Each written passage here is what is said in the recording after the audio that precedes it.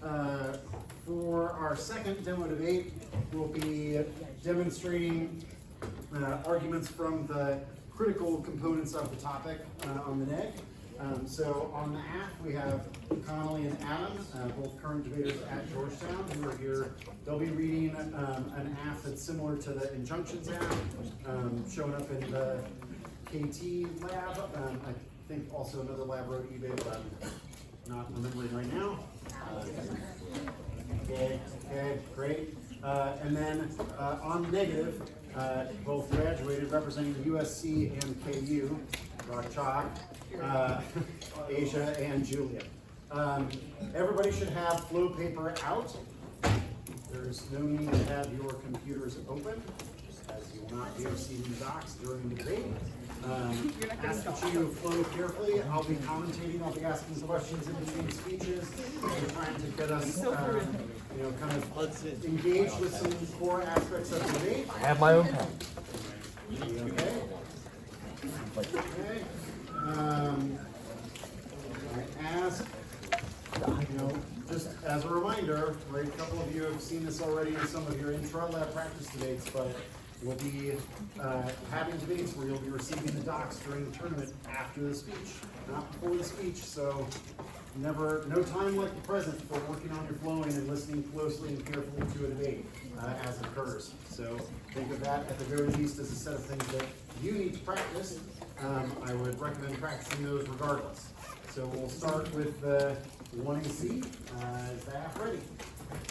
Okay, great.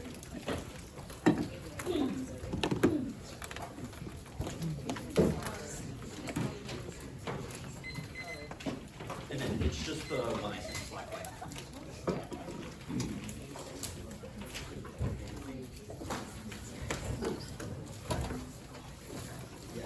Yeah. I mean, they will.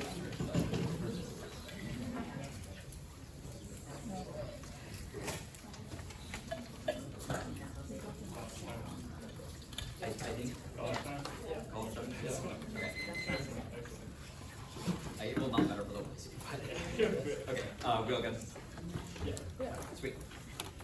The advantage of innovation, the rate of permanent injunctions and patent litigation has declined dramatically after the court ruled irreparable harm cannot be presumed in Evo in 24, giving the court to understand the irreparable harm cannot be presumed granted the injunction of becoming simply with the US arrival following eBay parent eBay. Injunctive relief was granted in 94 to 100% of the cases in which infringement was found after eBay disagreed down short the request were denied. In one quarter of cases, that ruling is a death knell for American innovation. Absent injunction, investors were left to speculate more. In 23, investors seek investors, the witnesses, and investors are the new techniques with defensive and non-commercialized patents are the only asset capable of being collateralized and patents value. Determines the maximum amount of safely invested when the patent innovation was sold. Only an injunction can ensure there was a willing buyer to purchase and willing buyer to sell. eBay made it difficult to obtain injunctions. Investors left to speculate on potential future damages, which is impossible to project. If investor cannot value a patent, they will not invest. It also creates structural incentives for companies to infringe, which lowers the value of patents across the board. Edwards, in 24, exclusivity is crucial to incentives that drive innovation. Robust patent production led to America's global innovation leadership. U.S. leadership is faltering because of rulings that allow infringers to benefit from purloined innovations. Today, injunctive relief is less sought. It really glares at Kennedy's opinion and right to the judicial wall against granting injunctions. Today, proven infringers no longer face injunctions. Courts compel violators to royalties. In some cases, there is no payment of reversely flipped incentives, leading companies to conclude that infringement represents an attractive business model. The negative impact of eBay on innovation continues to reverberate throughout the market. The number of patent infringement lawsuits has taken a 44% decrease. Exclusive licenses have fallen post eBay. The double whammy of eBay is not only that it has encouraged wholesale throughout the invention, but also decreased the general value of patents. Specifically, eBay is the juncture point for IT. Absent strong patent protections, investment will dry up my uncle. In 23, absent, despite all evidence that a robust property right provides for economic growth, there's been a trend to weaken IP. The key juncture would be eBay and IT. Inventors operate under a compulsory licensing scheme. When we weaken the key property feature of patents, we made the playing field uneven for firms that have more legal resources to litigate. We're undermining the disruptive innovation that is a key feature of U.S. innovation. The economy we innovate from the bottom up through the entrepreneur. The patent system is essential over the long-term trajectory. It's not healthy for innovation ecosystem, but it takes away the property right necessary to attract investment. That's especially true for wireless technologies. Restoring presumption of harm is reverse causally key to driving investment. It's 23. Impeding the enforcement of patents and wireless threatens innovation. It is a running the competitive advantage of U.S. wireless, which rests on patents. Every single innovator in this space relies on robust patent system. When we impede, enforce it in wireless, we're undermining the source of innovation. We're reducing access to tech because industry will migrate to an integrated model. We are undermining the U.S. entrepreneurial innovation. Bottom-up system, stockholders need a secure property rights system. The missing piece is property rights. When you have property rights, private market invested allocates capital to inventions that take wireless tech and recreate new business models. The patent system is a force multiplier by which list would be to correct eBay, restore the presumption of irreparable harm that will restore the property rights backs up. The VC market will respond and put money back into the areas that are patent dependent. Some areas are patent dependent. IT hardware will benefit. Wireless communication and 5G are key to protect critical infrastructure resilience and security against cyber attacks. O'Neill. It's 24 NREL bits a 5G platform and put it through resilience in areas of cyber attacks. They found the 5G can support resilience for power utilities. Use 5G to benefit network security. Alike can be debilitated to secure critical energy operations. Devices will need high reliability to support today. 5G can operate flawlessly. Prioritization laws of premiums even when communication traffic is maxed out. Unless having a dedicated access to a critical system. 5G achieves resilience. Results will serve as a foundation for military services to enhance infrastructure. 5G is to resilient grids and U.S. innovation. Cyber attacks from state and non-state actors are structurally likely now wilted. In 2023, growing threats of the U.S. grid include hackers, physical attacks. The landscape is continuously evolving. Nation-states possess a capability to disrupt critical infrastructure. Chinese activities are one of the most dynamic threats. Russia remains a threat as it refines espionage and attack capabilities. Iran's growing expertise making the growing threat North Korea's program an agile threat.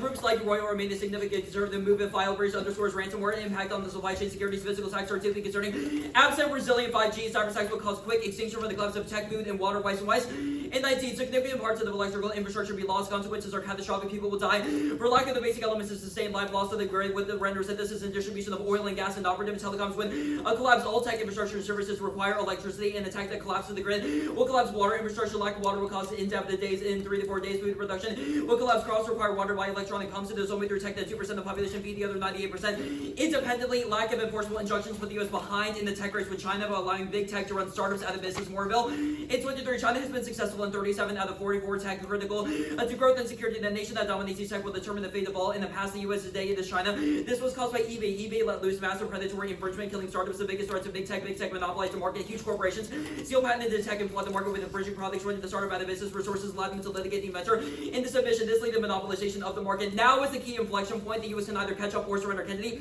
In 24, China's become a tech powerhouse. America must dedicate itself to win the tech race for tech leadership being home. To innovate tech is propel propensity and security.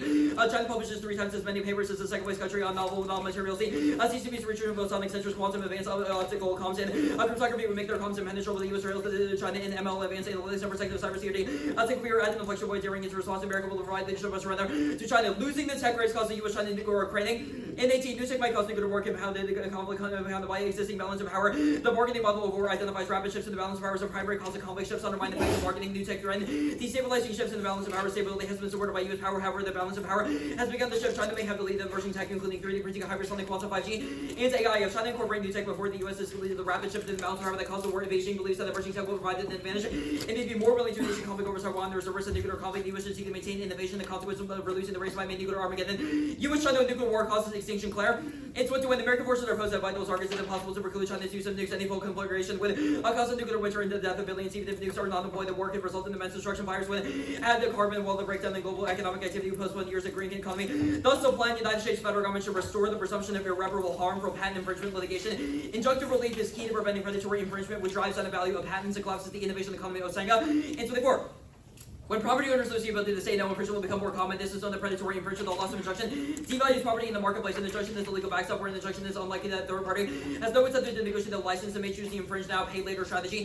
eBay has not only fostered the predatory infringement, but also devalue patents generally. That reduces the ability of the patent owners to obtain returns that drive growth in the innovation economy. Only maintaining robust property rights guarantees innovation. Blocking and Connelly. In 19, property rights and enforcement of contracts are fundamental to growth. Unprecedented gains in labor productivity and innovation cannot be attributed to the proximate cost of the growth. The fundamentally causes the institutional framework that makes possible the increasing specialization and widening circle of exchange. Certain frameworks encourage a spontaneous order of a market economy as well as to strive toward growth, private property rights. Ensure the emergence of a spontaneous order in which entrepreneurs are driven by consumer preferences and encouraged to invest in enterprises that spur innovation. In progressive societies where private property rights have prevailed, entrepreneurship has led the market to efficient outcomes. Foreign stagnant societies are characterized by institutional intervention and arbitrary, leading to the politicization of entrepreneurial activity. Such an environment encourages renting and predation that discourages innovation, investment, and growth. The consequence of poorly defined property rights will be the destruction of both. Without secure property rights, economic calculation will break down. secure copyright will shrink the market for productive entrepreneurship. Alternative to private IP rights are insufficient to reward disruptive innovation life become. In 18, property rights shape the economic behavior of fixing incentive to determine the flows of benefits and costs when well-defined and durable. Private property rights contribute to growth, although group management of resource access may have been effective. The conditions for successful collective management action may be limited. Communal rights may not facilitate markets nor risky disruptive innovation. Neither theory nor empirical evidence indicates success with state-owned rights or socialism. With state ownership and control, value may be lost. A robust innovation economy solves global challenges, creates a higher quality of life, and fosters a more equitable society. McKinney. In 23, the speed of innovation of prompting companies to be agile governance or leverage innovation and smarter decision. The innovation economy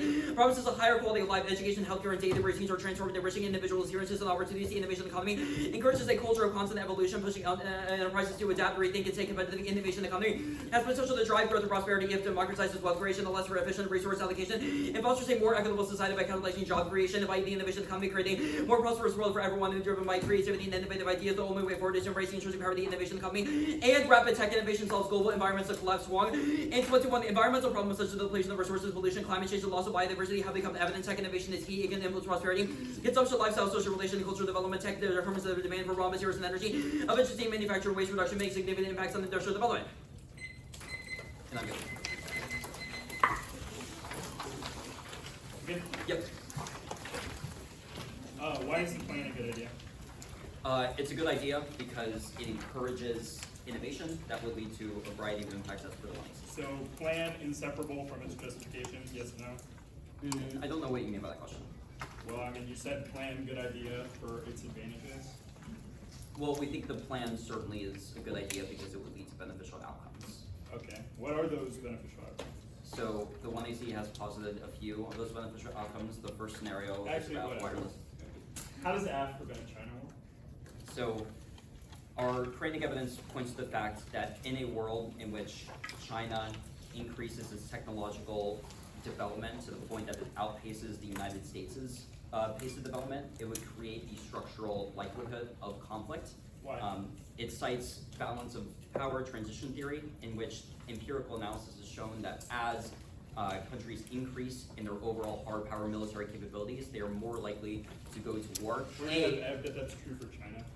So the Korean evidence is, well, and where is that true for China? Well, the Korean evidence talks explicitly about China, like empirically for China, that hasn't really happened because they haven't caught up to the one of the past 300 years of war. So I mean, I get that it says if China incorporate new tech equals war. Yes. Why? For the reasons I listed previously. I mean, that's disconnected. You're like empirics, balance of power theory, and then you have this, unwarranted. Yeah, Right, correct. So like, the application is that if China were to outpace the U.S. in tech innovation, that would be parallel to the exact type Why of would they start a war dynamics that if they balance outpace the power. United States in tech competition? Why would they start a war with their biggest, economic ally? well, so the argument is twofold there. The first is that if China has technological development lead, they are more incentivized to expand in places where it is geopolitically beneficial for them to do so. Okay, So they're I doing that believe right the now. Korean evidence talks about Taiwan. Okay, The doing that right second- now. They're what? Taiwan war been threatened for since you've been alive. So You said what? So our argument is twofold. The first is that, yes, there have been incursions around Taiwan. China has sent sorties through Taiwan's airspace. That is an indication that China, the CCP governance, is has the incentive to invade. However, why is tech competition key to invade Taiwan? because the Korean evidence points to a cost-benefit calculus in terms of the CCP decision making. What tech gives China the ability to believe it can defeat the United States? So I think the Korean evidence lists a couple things. It talks about AI, machine learning, 3D printing. No, There's a it lot of says ones they there. already have the lead in those fields now. It doesn't. It says China may it's have the not. lead in emerging tech, including 3D printing, hypersonics, quantum 5G. Yeah, No, that's it says future that predictive. if China incorporates those technologies before the Democratic War, it will then be emboldened to take Taiwan. Does Yes. not So they happen. have them now. Well, it's Somehow the already act that done. says patent innovation It is solves about quick the enough. incorporation of solves military tech and the application and the deployment of that. Oh, you agree. Okay, I have a few questions for the audience. But one, I want to get us on the same page about some of what's going on here. First question that I have for everybody is, what is the kind of basic structure of this affirmative? So what does the plan change about intellectual property?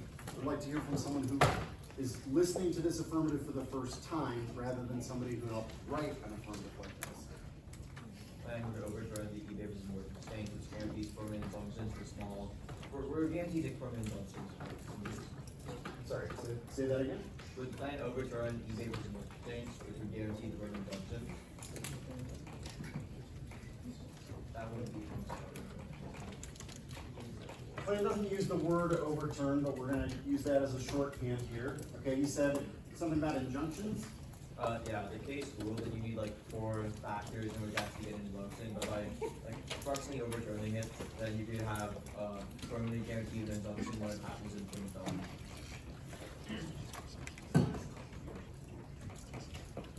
Okay, in the eBay case, introduced a 4-factor test to get an injunction, a permanent injunction, injunctive relief. What is an injunction? You can keep going. Oh, okay, yeah. An injunction is just like a court order to tell you to stop producing it, to do anything else. Court order to cease activity. So in this case, to cease the activity that infringes on a pact. Yeah? Okay? Somebody else, why does the AF say that we need to make this change to intellectual property? They said it's key to spurring innovation, and innovation is key to like securing U.S. type leadership. And what did you hear a little bit about like why this spurs innovation according to the AF? Oh, me? Mhm. Oh, okay. Investor confidence, I guess. Like when people start to like invest or like file for patents, that increases innovation. Okay, so it triggers investment because the patents are more secure and thus more valuable. Okay. So what was the cross-sex of the one, and what was the focal point of the cross-sex of the 1AC? Sterling. Does it mean the focal point was like that there's not a reason why China would go to war with the US because type stuff, and if they would, they already have that type of stuff anyway? I thought we were having a critique demo debate, like why does the neg even care about what's going on in the case? Why do you think they asked those questions? Okay, so you think that they're setting up some of the link arguments about, they're setting up some link arguments. I don't understand, why do you think that the neg asked questions that got the AF to explain in more detail some of these arguments about conflict with China? Do you have an explanation for that? Like, why would the neg want the judge to understand this in greater detail than they did after the 1AC? Well, I mean, the premise of the threat construction link would have to be that, like, the threat isn't there. Like, if the threat's real, then it's not, like, threat construction in the same way, or at least the neg's gonna have a harder time arguing that it is. I'm gonna rephrase that a little bit, okay? Yeah, that's good. I think you're onto something. I think that I'll say something like, internal links will be important, okay, if the link arguments are about how or what we define as a problem.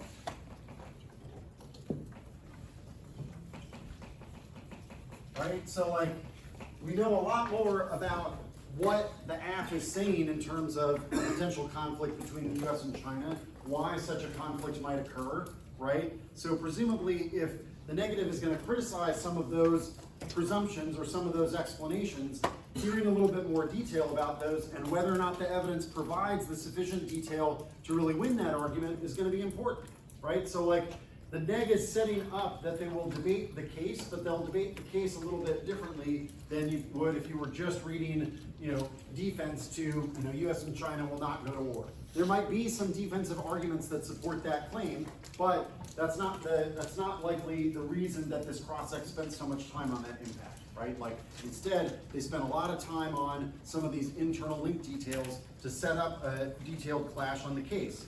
Okay, what did you, in terms of like listening to this 1AC and listening to this cross-ex, did anything stand out to you about either that might be different from how you conventionally or like aspire to debate? So Thaddeus, you got your hand raised. I think two things are, like, the 1AC is kind of designed to set up some arguments about, like, the app improving, like, quality of life, and the app, like, helping resolve some, like, ecological impacts.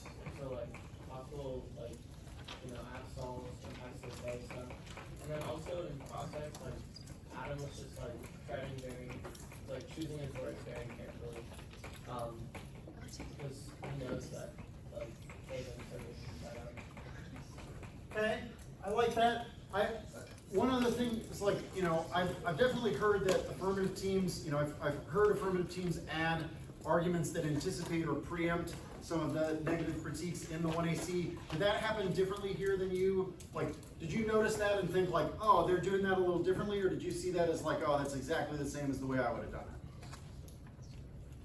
it? Caitlin.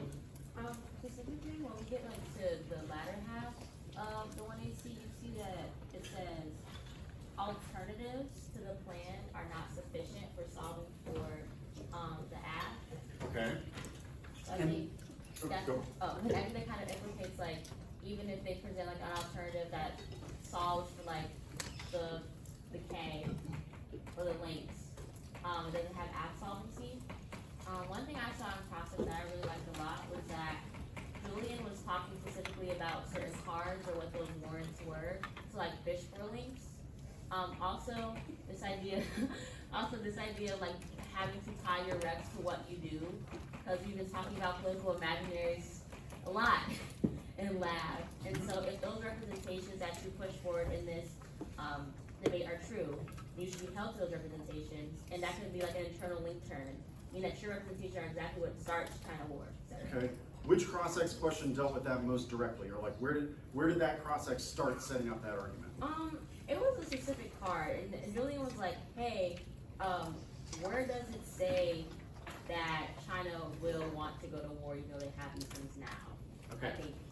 Right, we're unpacking the like details of the evidence there. I think also that was part of the reason that the cross-ex started with the like, what is the role of the plan? What is the connection between the plan and the advantages, right? The neg is clearly setting up some of their theory arguments there. Okay, the thing I was gonna get at, and maybe you all already think that this is old news, but like a bunch of the arguments that you would characterize as preempts are linked pretty thoroughly to the other portions of the case, right? The 1AC didn't get here and say something like, the law is good, the state works, okay? The 1AC made some weak arguments, yeah, right? It's like, I've been there, I've been on the neg listening to that set of preamps, and I'm like, not so worried about that set of stuff, okay? What are the arguments that the AF chose to like try and make a little bit robust here, or like what did they anticipate that they would be having a debate about? Eli. The second to last card of the case was about how innovation contributes like societal goods. Okay, so there's a different account of what happens when the economy grows, right? It's like there's an argument here about growth and innovation that tries to tease out some of the social implications. What else? I think this was the last card, rapid tech innovation solves ecological collapse. Okay, so we've got an argument about ecology in there. What else? Anybody write down anything there about private property rights? Okay, why is the AF choosing to make more arguments about private property rights at the bottom of this 1AC? Speak up. There are clearly many arguments that the AF is anticipating that might implicate whether or not private intellectual property or exclusive rights like those provided by patents are actually beneficial or have theoretical support for how they are intended to work, right? The plan attempts to establish a different balance between the patent holder and the potential infringer. Does the plan really have, like, are these cards that are defenses of eBay large theoretical defenses of private property? You people are shaking their head like, no, there is not a detailed defense of private property in there. There is a detailed explanation of how to balance, if you give exclusive private property rights, how that balance should play out. right? Like whether or not you should receive injunctive relief. So that's why the preempts that the app includes are arguments about the theoretical or kind of larger underpinnings of exclusive private property rights as a means for generating innovation. Okay, that's what I've got for us so far. Let's be careful. Oh, how well did people flow that 1AC? Pretty well. Was that in part because those tags were like relatively clear and pretty concise? Okay, so that should tell you that listening to 1AC tag, like you can help your judge understand your arguments a great deal by making your tags that much clearer, because your judges are not all that different from you. Okay, I'll shut up.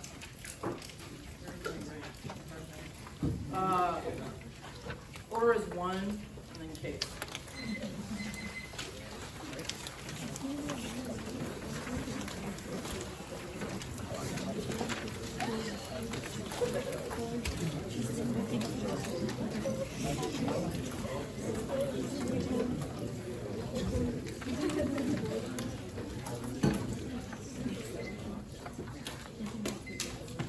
Is everyone good?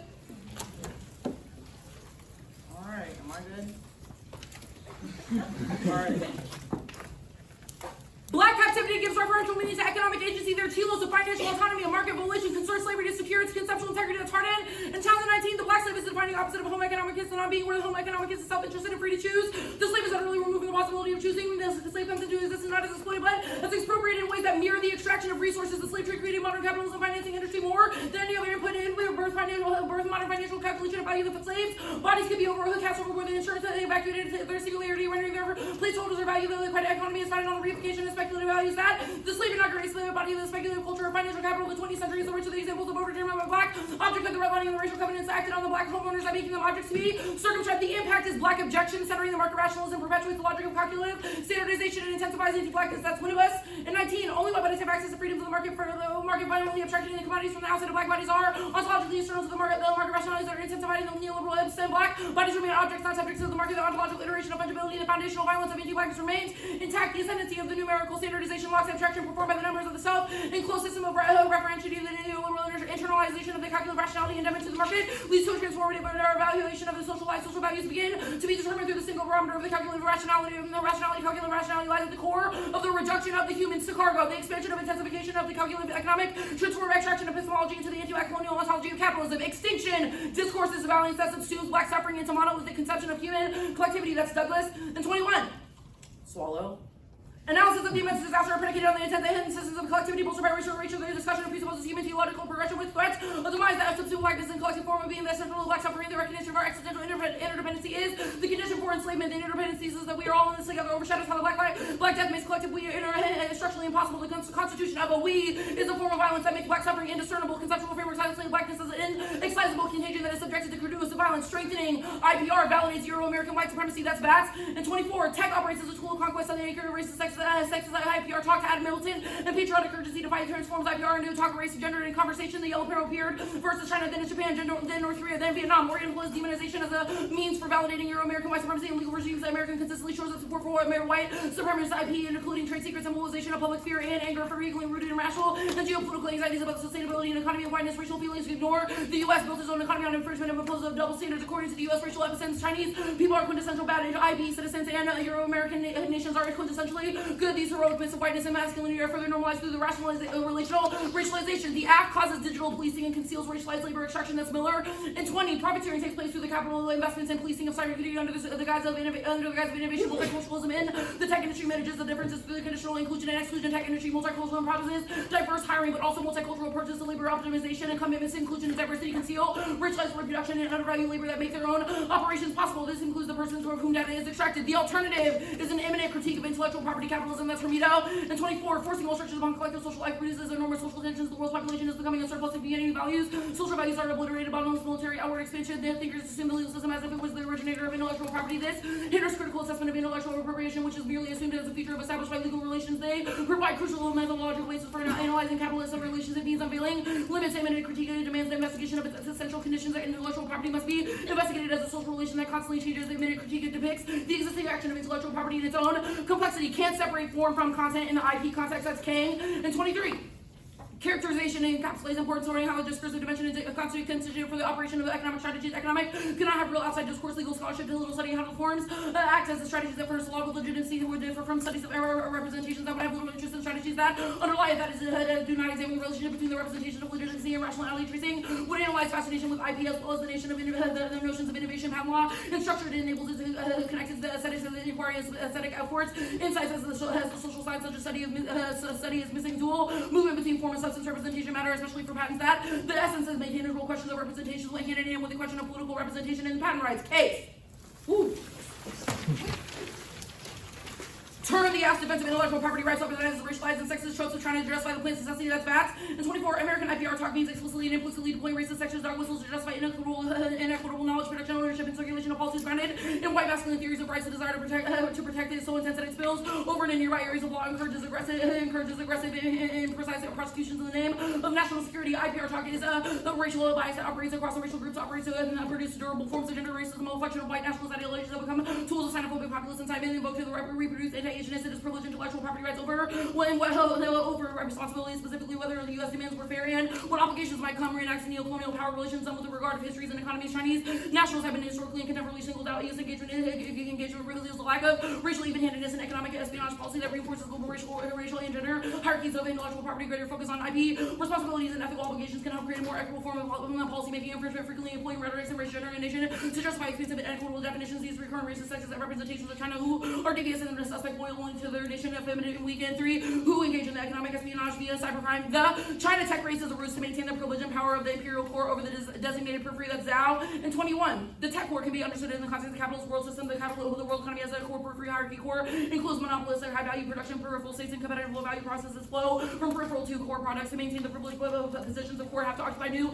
areas and exclude them from encroaching core-like activities. The world economy is unequal. China holds a disadvantaged position engaging in supplying massive labor time to north of the U.S. benefits from the monopolies of core-like activities that China were doing drugs with. The role of cheap labor from the U.S. and Germany would enjoy longer glory imperative for China to upgrade and grow to engage in more core-like activities, capturing a larger share of the value of global production to provide outlets and accommodate the demands of clashes with U.S. interests with maintaining leadership, puzzling the U.S. sanctions China given extracts value from the rest of the world and existing division. Wages of U.S. workers stagnated. Second, capitalists intend to pretend their incumbent positions and avoid competition in core-like activities. China's upgraded will generate competitive pressures, reduce profit from the margins of the U.S. Unwilling to forego China's market and cheap labor, China's elites and interests in preserving international order over dependence on foreign oil and sovereignty issues make China eager to sustain stability, quite unlikely the strategic competition which will result in the full-scale confrontation. If China succeeds in incumbent core states and privileges likely to be squeezed and declining, U.S. and Germany will have less resources. China's march threatens superiority of core states in the division of labor. On the other hand, imperative for China to grow and accommodate demands for capital. Cyber. No cyber good impact. That's Butler and Water in 19. Foothold did not effectively disappear. Network or patch exploits may have a short shelf life. The target can transition to vulnerability in literal minutes. The third-party disclosure can unintentionally precipitate the loss of access to exposure that hackers must be able to sustain varying conditions caused by the natural variability, dynamism, and cyberspace capabilities. Really, like 6 months offensive, cyber will always be fragile capability against networks of vendors who improving network defenses. The tools and techniques capabilities are likely less reliable over time. Shrinking cyber exploratory responses to this cycle is likely to generate temporal breaks. These processes are likely to diffuse pressure that defines crisis situations, creating room for attention to cool down and intend to be communicated in escalation pathways to be determined. No environmental impact. That's term noble answer when they read an actual impact card.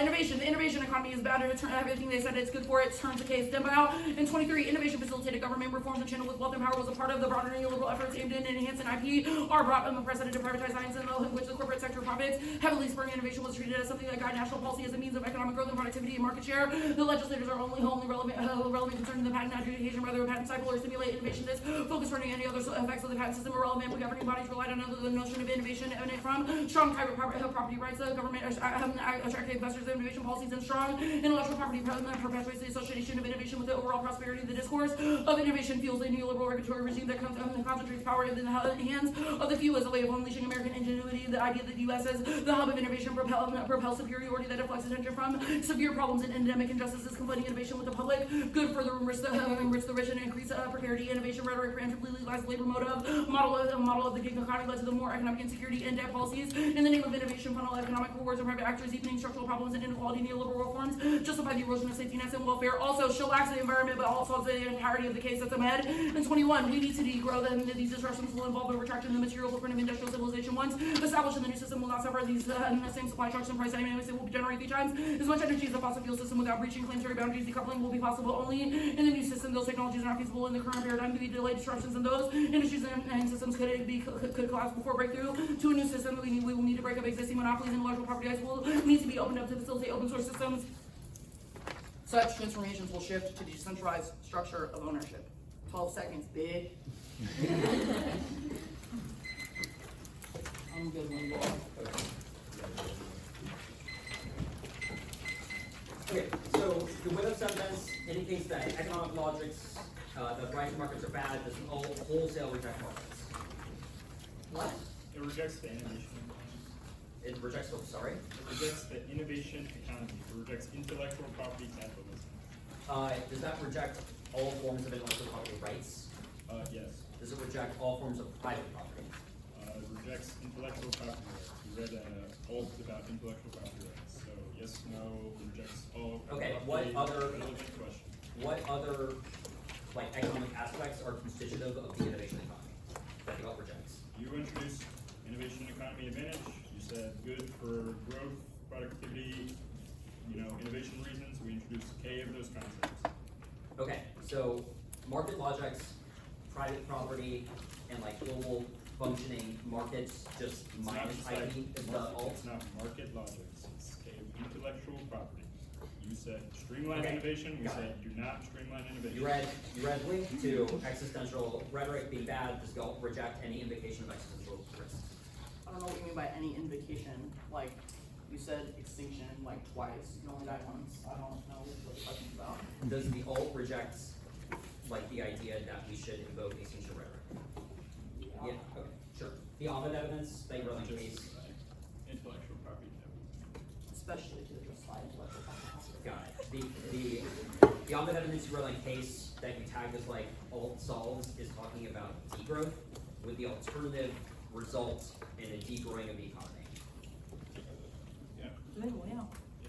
Okay, got it. Along with that, wait, why does it result in the degrowth of the economy? Well, I mean, okay, to be clear, like, alt mandate is not degrowth, but like, we won't say like no link to degrowth. Like, you can say degrowth offense against our turn. We're internally turning growth. Sure, okay. So like, we should not have growth. Okay. It's not a mandate of the Okay, the witness evidence says, quote, black bodies remain objects, not subjects of the market. The previous evidence before it is a historical analysis about slaves were treated as placeholders society in the slave trade. On what basis should we conclude that black people are objects of the market in a status quo like modern? Slavery. Yeah, you read an historical analysis of the slave trade. You then talked about redlining in the 30s. On what basis should we Do you think slavery and redlining in the 30s are separate? I'm asking on what basis Do you think they're separate? on what basis should we conclude that black objection is inherent to intellectual property rights? You literally just explained it for us. Okay. You're like why? slavery morphed into housing segregation, morphed into mass industrial. That's the question. That's the thread I want to ask about. How did it morph, and in like what ways? Like how is intellectual property intrinsically tied to like redlining in the 30s? White people want, and take from black. It's a lot. It's aggressive. What? Yeah. Okay.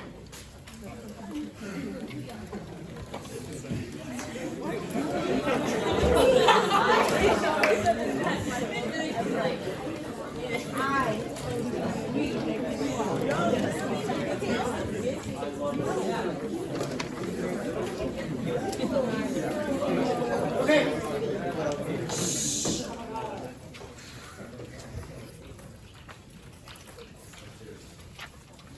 Let's talk through some elements of this 1NC.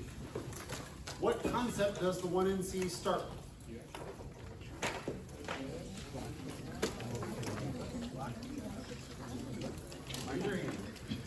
What concept does the 1NC start with? Black captivity and homo economicus. give us some, you've got terms up there. I agree those are some terms that I wrote down when I was flowing this card. So can you help us, animate these terms a little bit? Well, I think I know that homo economicus is like a neoliberal logic for concerned the way that people think, since people act, with rational does anybody have any idea where this construction comes from? Like why someone is referring to, why use this fancy Latin term? So like, what are we doing here? Yes, that's how a lot of authors have, the word a lot of authors use to describe the presumption that people in society are rational economic actors who make all decisions based on justice.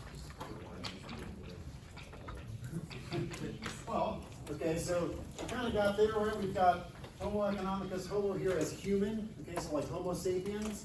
Okay, so we know that something about this term is an account of humanity, okay?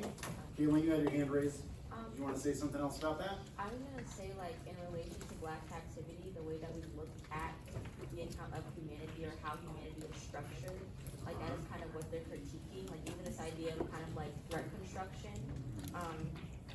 I know in like one of my electives we were talking about like how extinction is seen as like for the greater good or like for one. It turns us into we, which they critique in like this extinction rhetoric card. I forgot like the author, but like it's from 2021, I guess. And this is like literally the rhetoric of capture, i.e. when Black people are like told they have to solve for like things like climate change because the collective we, even though one, extinction hits Black people first, it is not even caused by Black people. But on top of that, the reason why we have kind of like these really big extinction like impacts is to filter out certain things that are structural violence. That kind of makes Black people feel bad for saying, yes, we're going through this because of homo economicus. Caitlin's ready to give this 2 NC. That's great. So we've got here that you believe that the terminology of Black captivity is in part a critique of the concept of humanity. Yeah? And that's also connected to the link argument that the neg made about the concept of existential risk. Yes. Because what does existential risk imply? You mentioned this for me, but I want to just like clarify this for everybody else. The collective we, i.e. like when Black people have to solve for like the woes of White people because sorry y'all, I guess, but like we have to solve for those things because it says that we're all going to die, even though Black people are still dying in the now. That's why like they have the part about like how slavery morphed into like redlining, and now it morphed into like now and that is going to Black. Okay, so would I be accurate in saying that part of what you're explaining then is that this concept of humanity relies on a certain concept of we, where like when you say we or you say humanity, you're saying something about both of those things? Yes. Okay, so if we know from the Homo and Homo economicus that this is an account of humanity, does that mean that in addition to the criticisms about existential risk, that this is a criticism also of a certain part of their account of humanity? So like one aspect of this is this we concept. What's going on with the economicus part of this? So the VAX evidence basically talks about how strengthening IPR validates Euro-American supremacy, i.e. that Black people are seen as objects of production and consumption according to that, while white people are seen as the producers and the consumers. Okay, so there's Okay, KB Lab. Okay, so we've got in the, you're saying, correct me if I'm wrong, okay? That in this economic account of humanity, we've got production and consumption, so we've got producers and consumers, okay? IPR,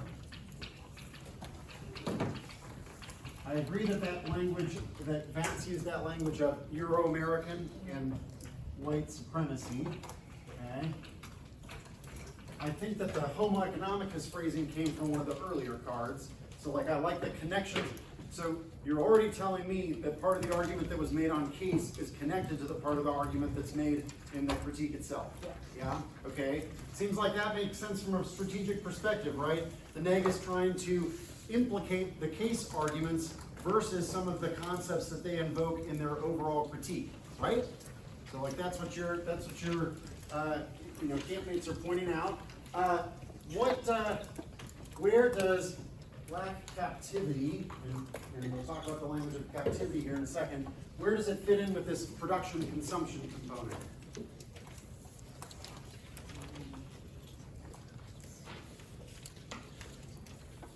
So the 1NC started with this. Started with what is it? So first of all, what did the 1NC tag say about black captivity? That it rationalizes the economy? What do you think they meant by that? Well, the card was talking about how the slave trade created modern capitalism. So,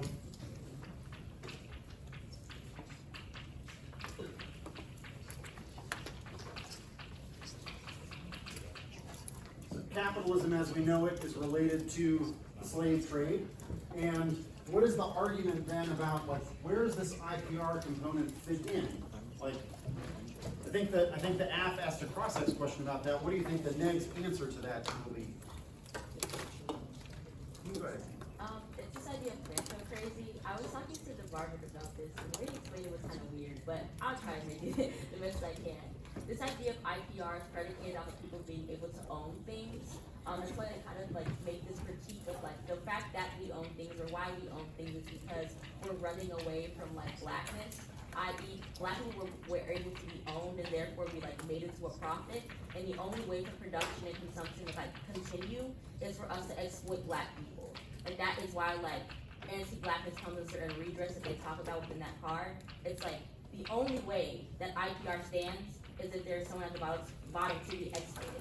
The people who are exploited, which I'll put people in quotation because of like homo economicus, or that is, are like black people. Okay.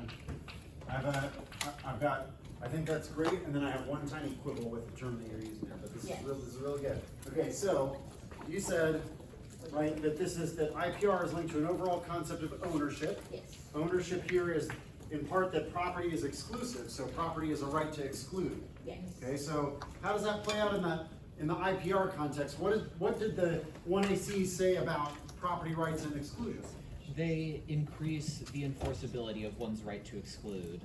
Okay, so the patent holder, right, has an exclusive right to use the material that is patented for how long? 20 years. Okay, so we got some stuff about patents in there, that's good. And then, Caitlin, you mentioned that then slavery is linked to the notion that the slaves are an object of the economy, okay? As in, literally the slave trade is an economic exchange, and so the black slaves are treated as objects in this economy. And instead, of this economy, versus there are agents in the economy, and those agents are producers and consumers. Yeah? Yes. Okay. So, when we say that this is that Homo economicus is an account of humanity, what type of humanity does this evidence say that it is accounting for? Like, what is its description of how humans work? Somebody mentioned this way back in like the first little response to this. I just didn't write it down, so we got to get to it again. Luke says something about this. What are these agents in the economy doing?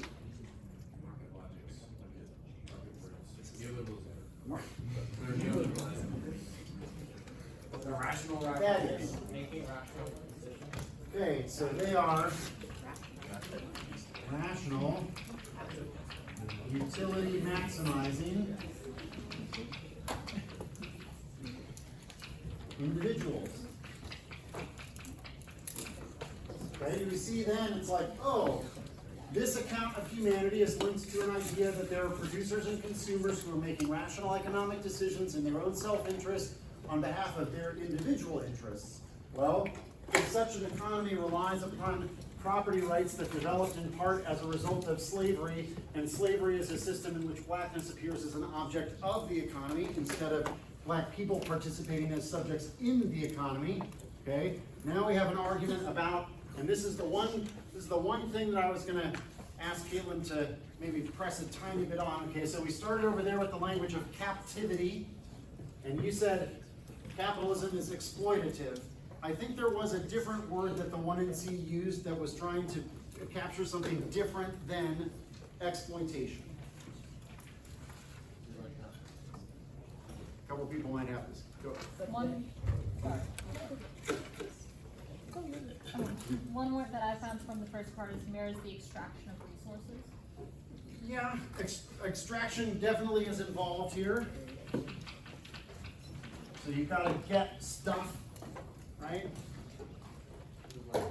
Objection, abjection. Abjection, okay, so like, I think that the people using that language of abjection are trying to get at something that's a little bit different than exploitation, okay?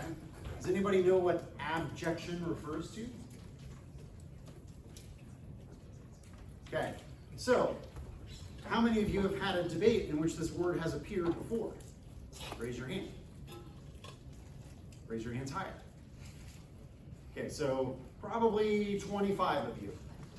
You've had this debate, but we haven't looked up the word objection? You got it? Okay.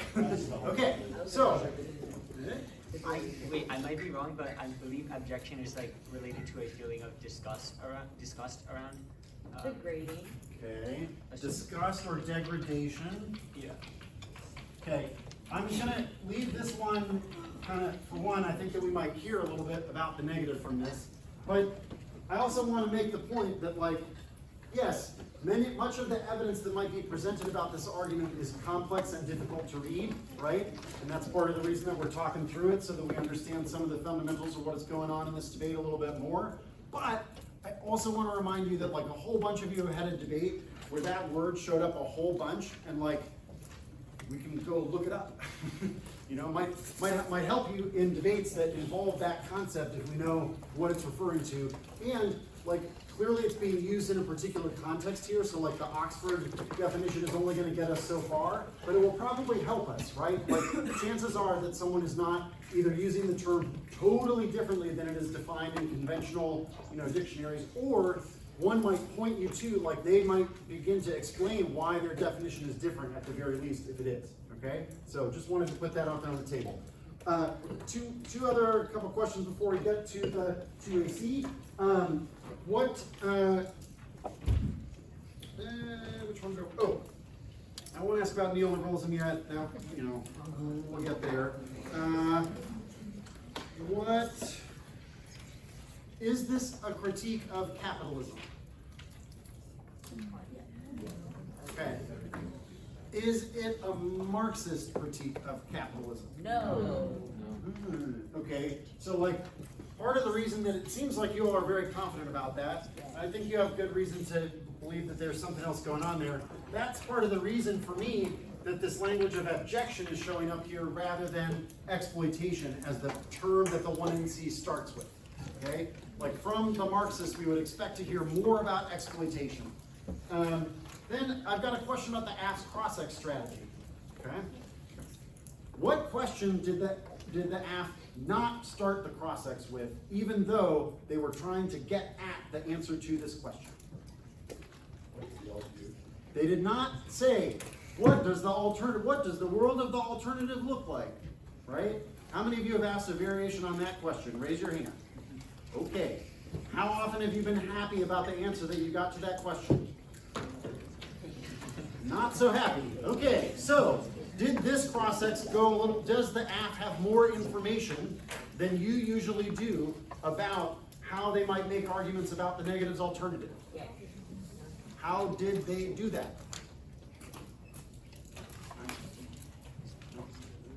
Oh, not everybody from my lab. And Caitlin's already, you've been awesome, but we want some other help. How did they, because like everybody should be sitting there like, oh, I always ask this question basically the same way. I'm never really happy with the answers that I got. They got better answers, so it must be that something was a little bit different about these questions, right? Yeah. They were more directed with their questions, and they weren't as open-ended as what does the alternative look like. Okay, so the questions were directed. What did the AF use to direct those questions? Like, how did they find the language to ask questions that were more direct? Like one of the questions they ask is like, do you defend all of IPR? And so like, it kind of like narrows down what the neg defends and be able to like understand like how they actually solve whatever. Okay, so they asked about intellectual property rights, the features of the innovation economy, and we got growth and productivity as answers to that, right? Like, they asked about the alternative via the concepts that are explained in the link cards. As in, we want to make sure that the way in which the negative argues the link, right, that's part of the way that we can get them to answer some of the questions about the alternative. Like, can the alternative include these things or these features? You read links about them, like what is the relationship to those features, right? And that helped the AF get some answers about what the alternative can and cannot include. So just wanted to point that out as like that is an important technique that I would try and think about and write down some examples of that as we get later in the debate, because I suspect that those things will be used by the AF in ways that oftentimes affirmatives find difficult, and instead you all want to stand up and say that the alt is vague, okay? And here we got a little bit of a more precise answer that ideally the affirmative can make some arguments about. Okay, so we'll hear the 2AC now.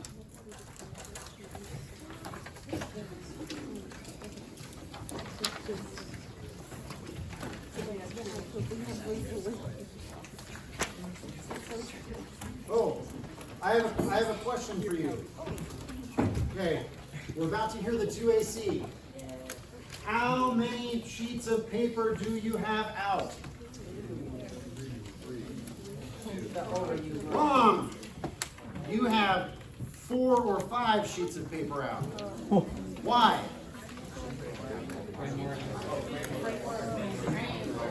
No. Oh, ah.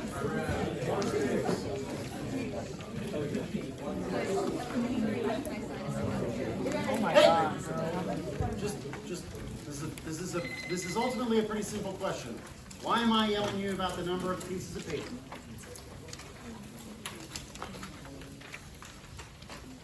How many arguments are about to happen in this 2AC? Many of them. How many arguments should you be flowing per side of a piece of paper in the 2AC?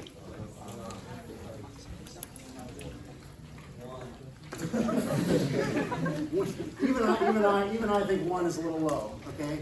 I'd say probably 4. Maybe 5. So, 4 or 5 arguments on a side of a sheet of paper. We've heard 1 off-case argument and a few case arguments.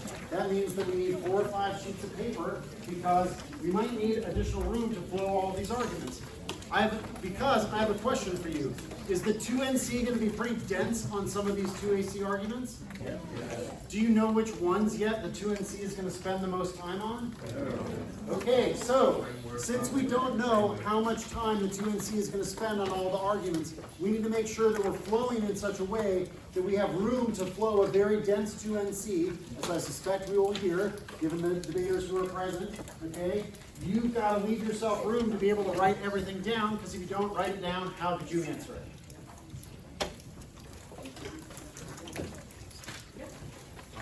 Alright, everyone good? Case the K. You never know.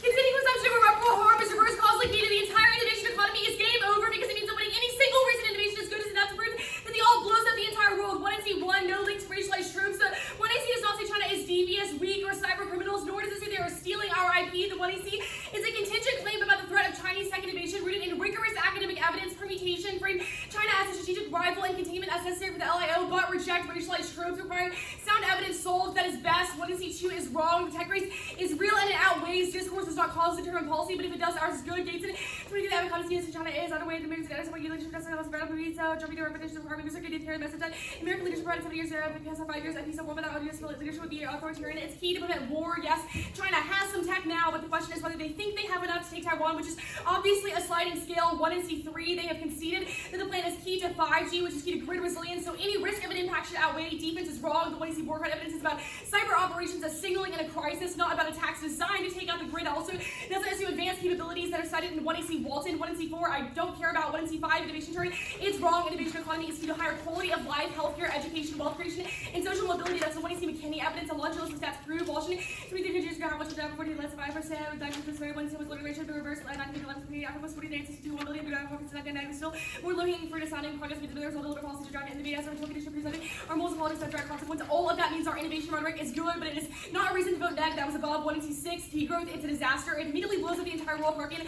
22 because other much survive countries and health programs negotiated by Irish mathematics time people were so that's only the case that one is not dependent on circulation capital transfers wide fields communication economic consequences social impacts of following the illegal to growth of the world population within the weeks we threaten starvation to provide fuel and light regular mobile we cannot afford fantasy is impossible, but it is insufficient to solve. Public and elites will never give up profit. 2008 proves rebound and degrowth requires keeping 15% of the world in poverty. Sure, in 2040 public is possible, absolutely borne out by the evidence absolutely public better than 2 countries, the majority of which are developing countries, rich countries, government American civil will be not people GDP from lowest one of it. Keep 50% of the world poverty reduce income of any 60% of the rich countries, but absolutely people keep 50% of poverty should not be considered which should instead pursue green abundance and innovation is key to solve ecological collapse. This is when we see Huang evidence and Schweitzer et al. In 21 points of addressing innovation towards carbon capture reductions themselves not be sufficient to attack is able to see assets and have investment costs CCS and will not be adequate. That the part of the decision will be innovative biotech independently. It drives people to dirty tech to all in 22 as average incomes declines are few with energy intensity will decline or the opposite by having an absence incentives for interest in people will go back to cheaper dirty tech to growth theory and innovative environmental risk even more than green growth. Now the K1 framework weighted the consequences of planning as a competitive material policy option or alternative a fairness any other model shifts the question of the debate after the one sees the ravaged unpredictable infinitely progressive removes all of our best offense. Fairness comes first. It's the only impact that's diverse causally connected to your ballot. It determines every other benefit for debate like research information. B clash their model creates a race to the margins to proliferate the worst kinds of picks. Trades opposites to research case studies begins to relate to education and turn subject formation to evaluate the debate through the lens of consequentialism. Moral fundamentalism leads to worst outcomes. Trends in 21 public was a devout companies public and that's right. Research over crimes this are continuous to belong history of crimes history of all Connelly to see a separate negation calls for explanation to will feel prayed for the engineer doctrine believe that interested by the means of the most of the components of terror were motivated by just deliberations by an infallible theory about how the world works and rejection consideration not for the theory. Death outweighs life has intrinsic value and is the condition of possibility for all other meaning and ethics. Even if death can be acceptable, making that choice for others is the worst irreversible form of denying agency. None of that links to their case nor probability and neglect. Now capitalism it does not derive all meaning from black hats to be their thesis is sheer totalizing go and to Russia trying to work on those allowing differences to ethnic religion differentiation but the most including Russia that they are Caucasian Orthodox Church not people privilege also rejecting capitalism capitalism lived in best and like developing or scaling upward of global level case the danger of imperial nationalist nationalist and scholars U.S. interest conservation will not be offered with the election position consultations on the context of still anticipatable and if they are right that there is no outside racial capitalism the implication is not that we should do nothing but that we should interrogate the details of our political commitments and strategies. So permutation incorporate black folks into the subject position of homo economicus that solves and is better than the alternative. The endpoint of their black exploitation should not be to end capitalism but to proactively de-racialize it via major regulatory interventions like the plan of reparations but also in to more local capitalism is considered which whatever for example with the capitalism they consider economic environmental provides a research capitalism considering on corporate distribution of reparations are required to build colonialism slavery and inequities like the capitalist life redistribution Japanese distributive justice the falls short of a local Catholic or pollution and equity justice the wartime society the best solution issue I thought that capitalism includes the concerns sexuality and reductive justice winning that is imperfect is not enough. You should ask yourself which economic system would be better before you blow up the modern world and inflict massive suffering on everyone. That was the Harvey evidence above. The markets link they're good. It's key to harness profit motives for societally beneficial ends, but no link to black objection. It is possible to design markets that are not anti-black singer and alone property laws, but infrastructure democracy, termination, quality change to laws for debate poverty range with endless power public circulation to obviously feels that was just slavery. The 30th Amendment works by promoting the particular form of property. This so by promoting contracts that create such property rights, access to the marketplace should not be done on the basis of race. Democracy require laws to shape market relationships and other compatible with democratic life. Many contracts are off limits and compatible with non-conformity that allow individuals to participate in equal terms of public life and extinction-linked terms centering extinction discourse is key to sparking urgency for solving the most pressing threats of our time. Chomsky and 20 the urgency of living extinction should be conscious focus educational organization activists back and all the struggle system with race and conscious we can on with realities of the world that we're basically happening. Trump's assurance US when we're China Russia the war with glitter everything there's no way to avoid the work involving consciousness systems are applicable enough to power sources of the dominant economies are traditionally to be converted with institutions leaders other circles of real global and overwhelming impact with reference to severe threats sarcastic over all other concerns but it is not a race black experience. Universalism is good in this context work at all 16 cosmopolitan ethics involves recognition responsibility all bear to create security for all those purposes and point universal independent and consequential security cosmopolitan really security self-seeking others racial ethic emotional complex empowerment will also break on abuse of power. The idea ensures a focus on those made insecure. The IP link it's good. They have conceded that it is key to driving investment in societally beneficial tech and permutation expand the scope of IP protections as a tool for economic emancipation. It it is the most powerful tool for resisting racial capitalism. Turkowitz, citing their author in 21, cultural hegemony puts out the protection by people and that's ability to generate revenue to earn a living and social society's ability to foster cultural protection by promoting creative genius to be filled on our force relates to power of individual power might be adequate for its own. It remains the most powerful tool to foster creativity and develop accessible culture to advance science and social research and greater role of IP for essential for economic emancipation as widely highlighted by FAF. That is best throwing out the IP regime collapses instead for societally beneficial innovation, but using it as a tool to advance redistribution solves conditionality. It's bad because reliable. 2AC office is good. A fairness and research the day after the 2AC construction behind B clash was the quality of arguments to do systematic specific research. Our interpretation get one dispositional advocacy. Now the alternative and imminent critique of IP capitalism rejects all IPR. That is a disaster. A, it guarantees large-scale blackouts which are felt along racialized lines, which result in uniquely more suffering than status quo. B, it makes it impossible to solve ecological collapse, which they have said matters. C, it seeds U.S. innovation advantages to China, makes every 1 and C impact inevitable, and ensures a more repressive totalitarian world regime. 22, we must redirect this sort of angel people from what it acts abolished for the powers and patient of the British West Hong Kong, not 2 million people, as someone maybe as black to be found that was still the metaverse born from the CIA, right? Dismiss large scale human rights violations inflicted on the Uyghurs has been a flagrant embrace in inequality. China has a role that the leaders going out of stunning rates, cracks, approaches, and disturbances break down on huge scales. Their oppression has become the stock and trade of authorities when this would nation Chinese society includes private companies are full of predators. China is the fair economic domination of African colonies, while cultural hegemony moving forward. China doesn't be full of no powder, most simply not believe that in the face of all evidence of contrary, the Chinese state is social secure about anti-imperialist alliance places on the wrong side. Robust academic evidence demonstrates we are right about Chinese expansion. Deterrence is key. Clarkin 22, the CCP is exporting and exporting tech innovation and establishing out to governments to constantly monitor under the guise of social management, television 2.0, China short of control.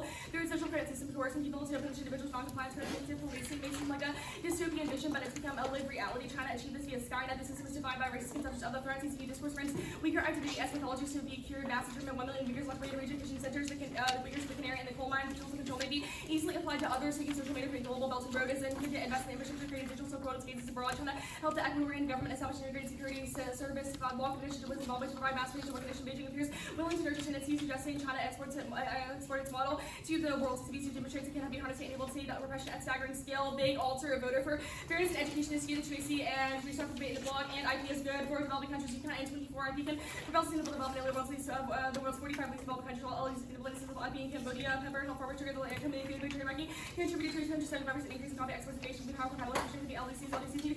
IP production at the national level. Go back to case. Only harnessing capitalist innovation solves environmental impacts. Rival in 24, cattle by leveraging capitalism, competition to other world countries, nations, buildings, and competitive symmetrically universal profit taxes, how they grow profit capitalism grow because it's a good thing. The way to grow profit is by reducing carbon emissions. Capitalist model is now unleashed to kill over emissions. Capitalism has become a scapegoat, but rather than throwing the baby out with the capitalist bathwater, is within our power to harness capitalism and leverage it for global good.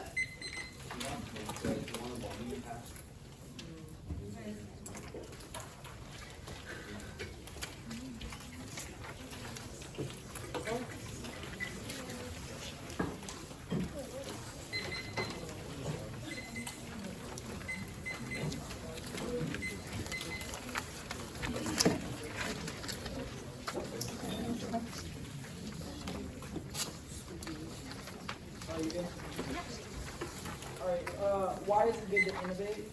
To innovate, the 1AC is outlining several scenarios in Right, which so you innovation said is beneficial. beneficial for solving the environment, solving cyber. I mean, we've read evidence about innovation being structurally key to solving all of the great challenges of our time. We specifically isolated How do we innovate? How do we innovate? What does it require? Yeah, so our evidence indicates the U.S. model of kind of bottom-up innovation is key, meaning a bunch of smaller tech firms are able to go out and innovate and come up with new disruptive technology. Go out and innovate because like in the market, like they're able to design new technology. That technology is allowed to compete with bigger firms. New technology like what? Like new 5G technology that's able to make grids more resilient. Okay, sure. What about the environment? What are they innovating for the environment? We've read evidence about things like carbon capture technology, new cleaner sources of energy, so things like wind and solar are examples of things that have come about because of the kind of bottom-up model of U.S. innovation. Sure, I guess that makes sense. You said that extinction would be, or not extinction, you're like degrowth would be disastrous and it would blow up the globe. How? The Harvey evidence indicates that it might have been true in Marx's time, that we simply could have chosen not to be capitalist, but that is no longer an available option because people are overwhelmingly reliant on capitalist structures that allow them to do things like distribute food and basic necessities across the globe. If we were to divest from those kinds of capitalist structures, people would literally starve to death, It would cause Sure, mass you made this social argument unrest, that it would governments would result in create wars. 15% of the globe being left in poverty. Well, How no, many are that's in poverty now? well, that's the Shrikant evidence. That's a different argument. But Sure, what- asking about it now. Sure, yeah, the Shrikant evidence says in order to effectively degrowth, we have two options, one of which is for 86% of the world. Respectfully, I don't give a fuck about that. What I'm asking you is that you made an argument about there's it would result in 15% of people being left in poverty. How many people are in poverty now? I are don't people know not the poor? percentage, but Shrikant's argument is just that it's an insufficient mechanism to solve. So Like, I'm in order confused for as to degrowth what, to be so acceptable- poverty good in quo because no. innovation, No, poverty wrong. after No, all Shrikant's bad argument- because you don't get innovation. No, that you want. wrong. Shrikant's argument is Not the reason wrong. degrowth is unacceptable is that it's a solution that still demands 15% of the world be left in poverty. So which is again, obviously unacceptable. poverty good if you get outcome you want, poverty bad if you don't, is what I'm hearing. No. So poverty No, both poverty, ways, that's what I'm poverty hearing. bad in both scenarios. Shrikant's Okay, how do point you solve that poverty? degrowth is not a solution to poverty. The 1AC has read numerous pieces of evidence about the innovative Sure, economy how and does keys the to one innovative AC economy. result in an economic, like you said, like the economy allows for people to pull themselves up by the bootstraps, people can pull themselves No, out the of things. McKinney evidence says that innovation is McKinney? That's what we're, okay, keep going, Yeah, yeah, sure, for McKinney sure. evidence says that the innovation is key to developing technologies and solutions that allow for higher quality of life, things like investments in What is healthcare a quality and of life for education. black people? Can I take credit for that? What is a quality of life for black people? What makes life quality? Please tell me. The McKinney evidence is indicating things like access to basic necessities. food, Like, what is water, my basic place- necessities? What Food, can you water, tell your basic places necessities? to, places to sleep, education, access to things that make people feel fulfilled Places- and happy. Thrilled. Got it. Okay, so I suggested that you take out several pieces of paper before we met 2AC. Was I right? Yes. Okay. You're probably talking about battery. No, it's called low battery. It's still recording. Sorry, gotta plug in the recording device.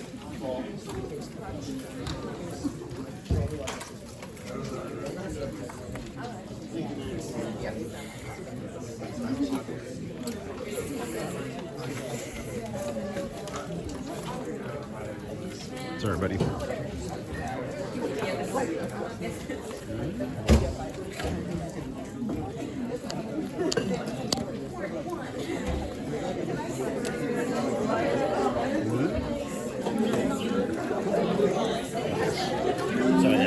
Okay.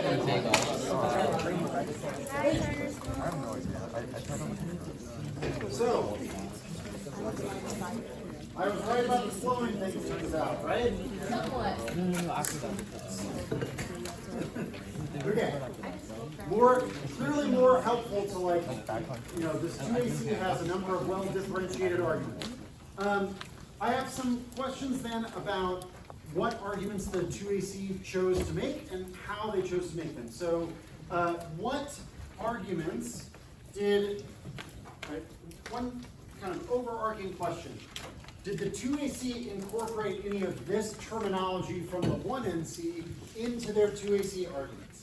Yes. Most people are nodding and saying yes. Could you give me some examples? Objection showed up. Kiernan?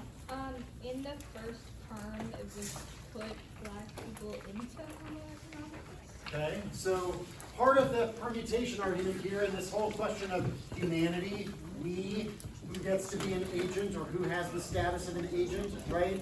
The affirmative permutation is explained using terms from both positions.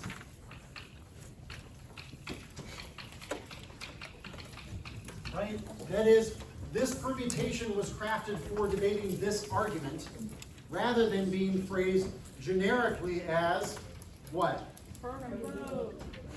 Do both, double bind, right? The language here is an attempt to incorporate some of the ways in which there are, we can agree that the 1AC and the 1NC have some pretty core disagreements about how the economy works, what parts of an economic process might be good or bad, right?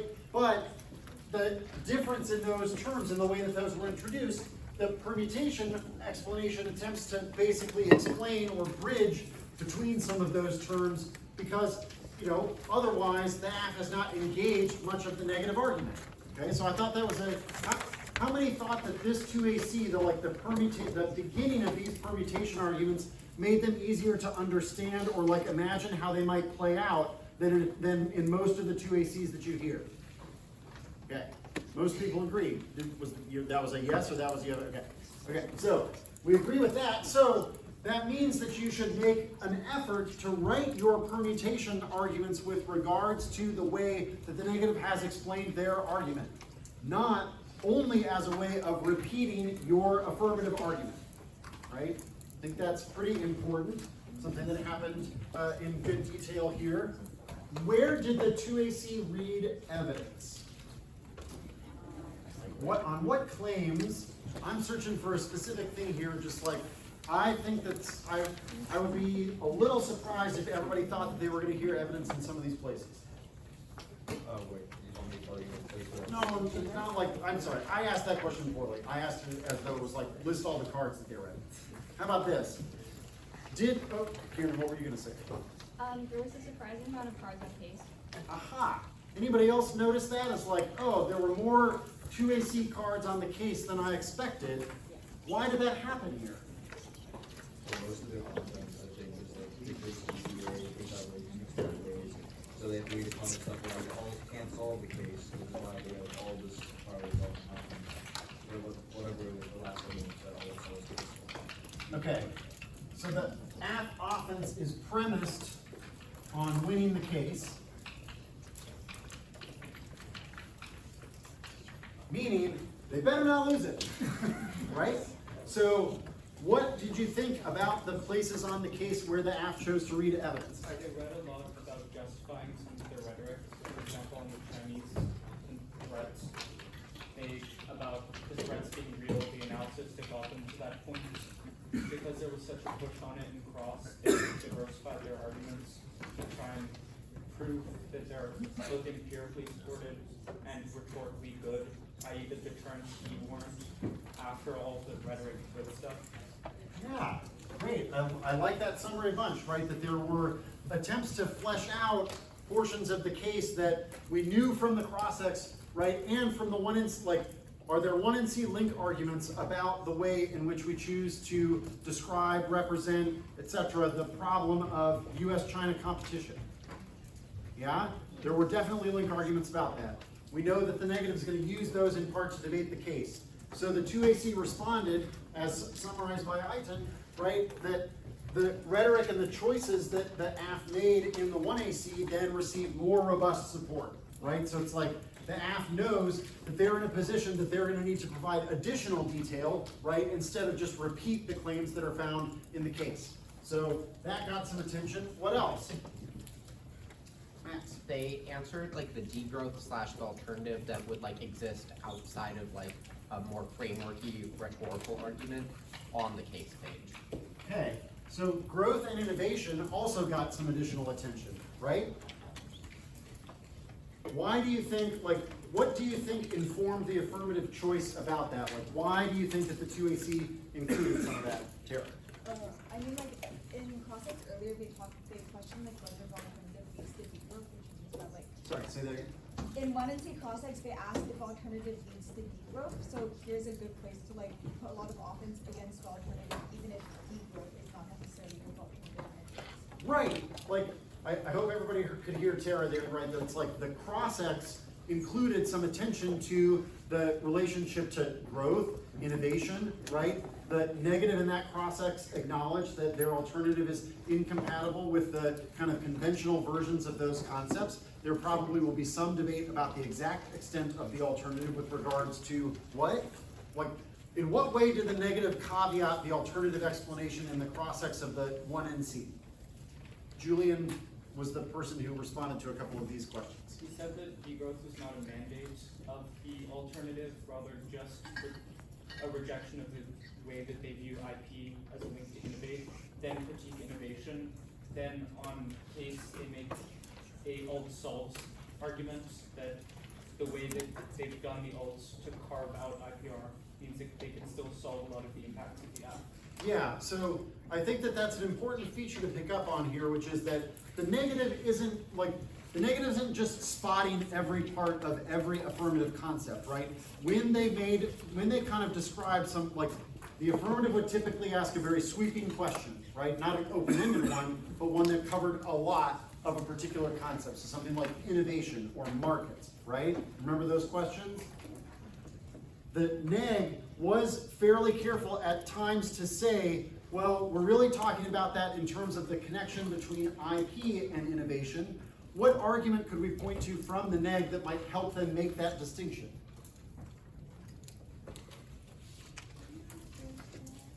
Well, okay, so the neg made some distinctions about, like, in their question about the response to markets, for example. The neg made some distinctions and didn't just say, oh yeah, all markets, no more, right? So what evidence or what concept did they use to help them make that distinction?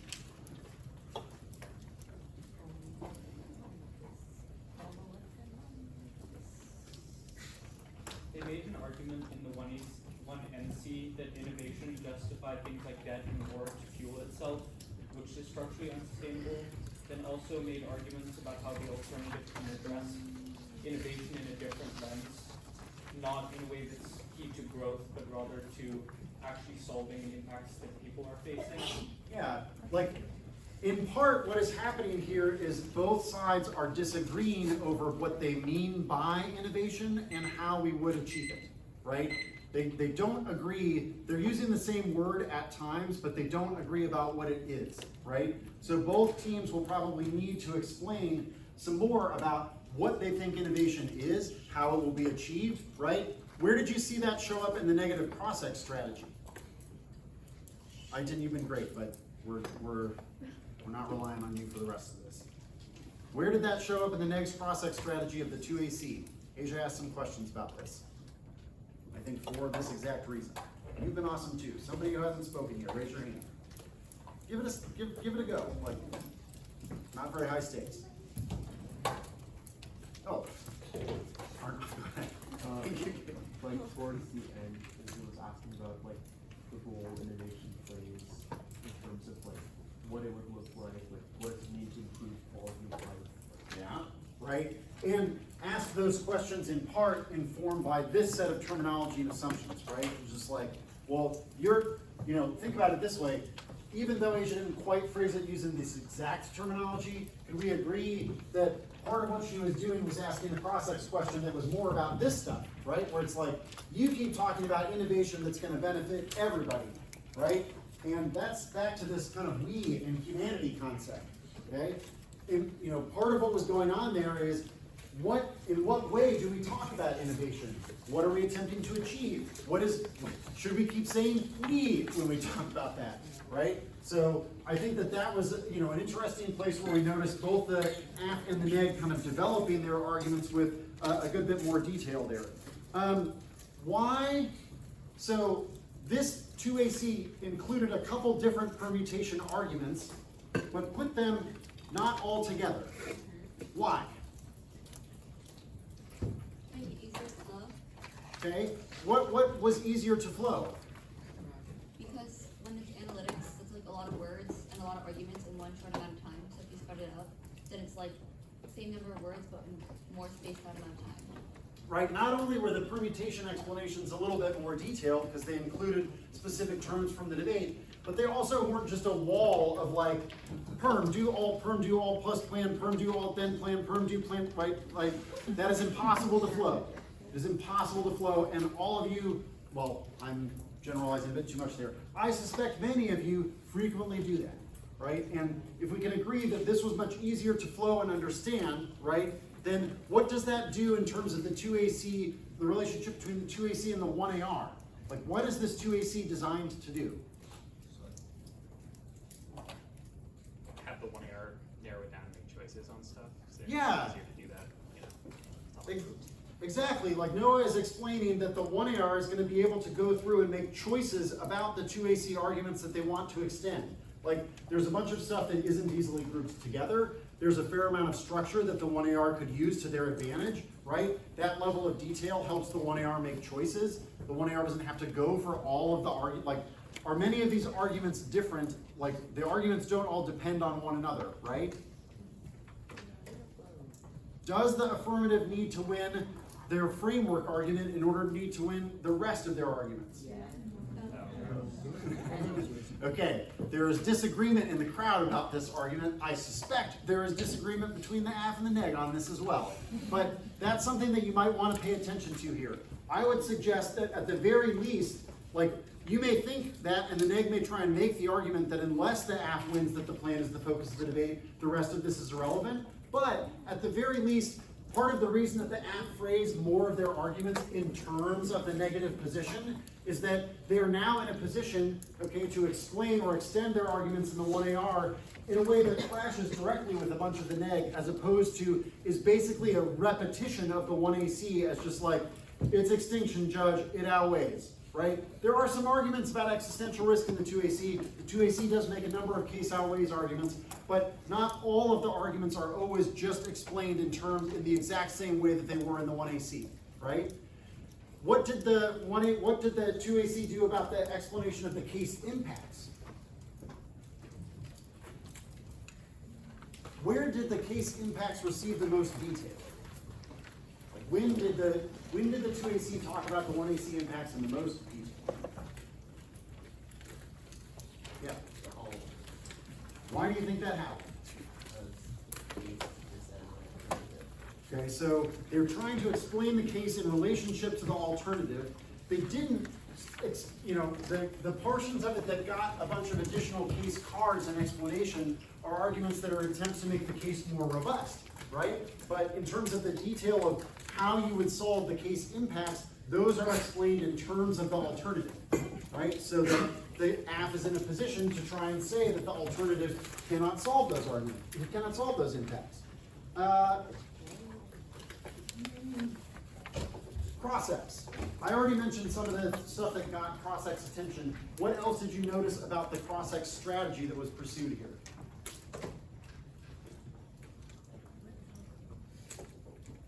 So Azja kind of referred back to some of the stuff we talked about post 1NC. So like this idea of Black opportunity and humanity. Closer to the ending of the cross-section, she started talking about innovation. What does that look like for certain subsets of people? I.e., what innovation looks like for Black people in relation to the status quo. This argument about why degrowth as something we all probably could look like, why it would or would not work for Black people.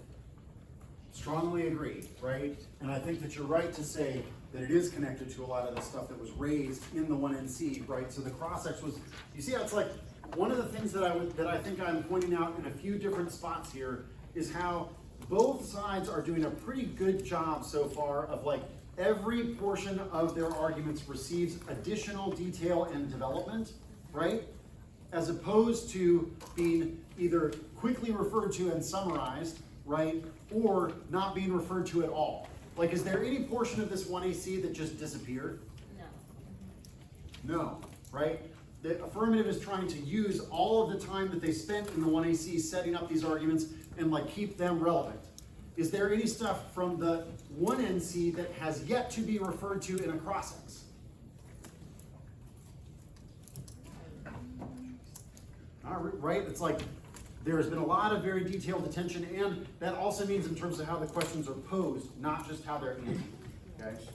So just that, I wanted to emphasize that it's like everybody so far is doing I think a good job of making sure that you know more about each part of the debate, right? Because then later when we're making choices, the fact that those arguments have already been developed means that they don't have to be re-explained in order for them to be strong arguments in a rebuttal.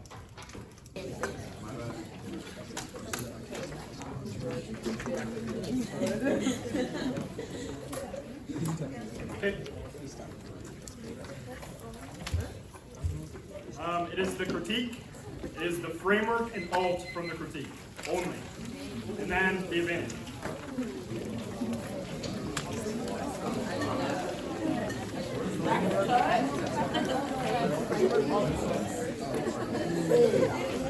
Julian.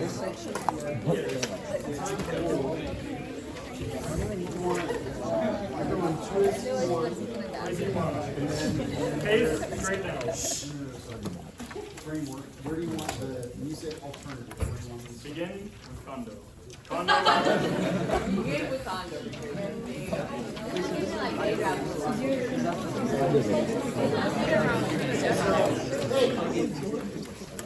So we're starting, it's like, we're gonna hear framework, we're gonna hear, then drop down to conditionality, and then we're gonna hear line by line after conditionality. This is what, if I were a judge, this is how I would do it. Is that right? Yeah. Okay.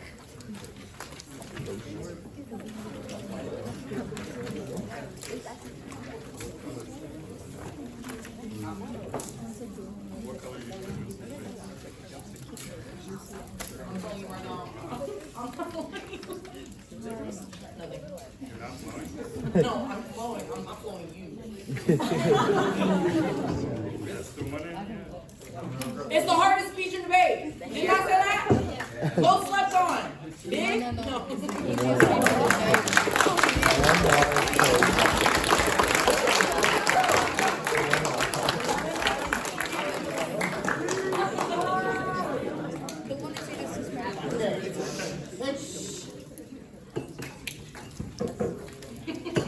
We good?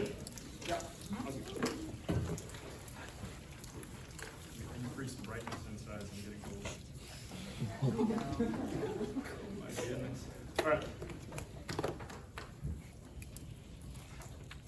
Interpretation, weaken links to the plan and its justifications. They get their half that erases the fairness objection. They can leverage predictable offense, fairness loss, also inevitable because of speed and access disparities. It's an internal link, not an impact. They say plan, good idea for its advantages and want to see cross-sex so they can. No link are case of their advantages. They clash, tangling, turns in, drops their model, erases representational and discursive justifications for policy, which poisons debates about intellectual property because it erases critical inquiry as a relevant input into politics. That is key to pushing back against the hegemony of intellectual property capitalism. They say consequences demonstrates plan inseparable from its consequences. We only have consequential impact arguments so we can safely import this premise into our framework argument. They say Kondo, counterinterpret, we get what we did. No offense, we only said one conditional off for K of innovation versus innovation advantage. So stop fucking complaining, you get the case. One logic, disproving the K doesn't disprove the plan is good. Also justifies judge cake because don't vote for something worse than the status quo. 2, neglect, rigorous testing, AFCAT's infinite prep, and the topic DA suck. 3, diminishing defense, diminishing utility. 2, in our collapse, perms, speed, and DAs make skew inevitable, reject the argument. Not the team, the alt is an imminent critique of intellectual property capitalism.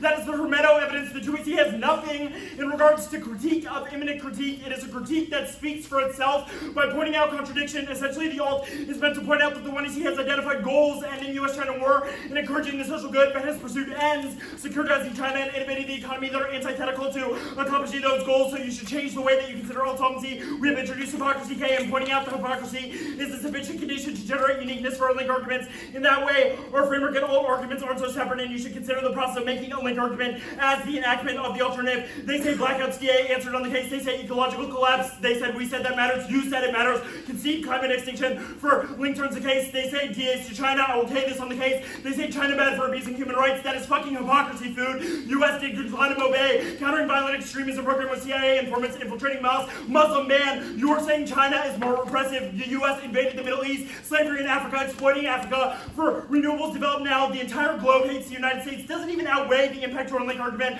The card also said we should be anti-imperialist, not China apologists. Do you think your activist author would agree more with your tech race internal link or our critique? They say vague alts, no threshold for it, so their interpretation is unpredictable. No offense, counterinterpret, we get what we did. For Netflix, import the same justification the case.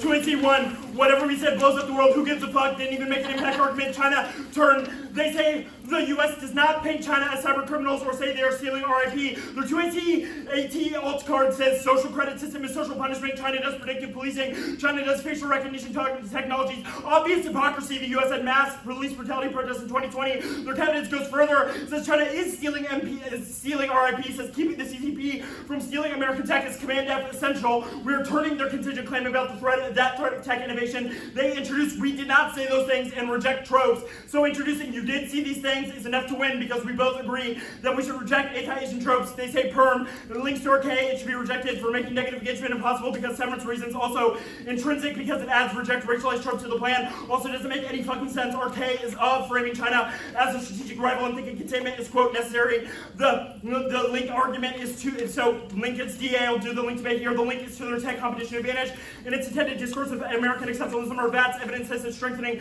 IPR is inseparable from national security imperatives. Their ebb agrees with this premise. Don't need to read it because of the extensiveness in the link debating. Relevant quotes will be cited in the tags of these re-highlightings. This one is their INQ card in the context of the 1AC. The national security imperative is clear. They're reading evidence from the fucking Air Force that says that you have to be arrogant to ignore the Chinese threat to American quote prosperity and quote security. Or VATS and Zhao evidence clarifies this in the core periphery context. The United States has constructed itself and its allies in the 1AC as the legitimate purveyor of global security and financial freedom and constricts periphery states like China as a threat to global safety for a sake undertaking essentially identical political economic activity to the United States. They cannot win on no link. We read a link card that says prevailing racist representation of China is as devious and quote suspect. Their Kennedy evidence says that Chinese financial actors are, their Kennedy evidence says Chinese leaders have a quote penchant for secrecy that trades off with the U.S.'s ability to conduct quote classified communications. Obvious fucking hypocrisy.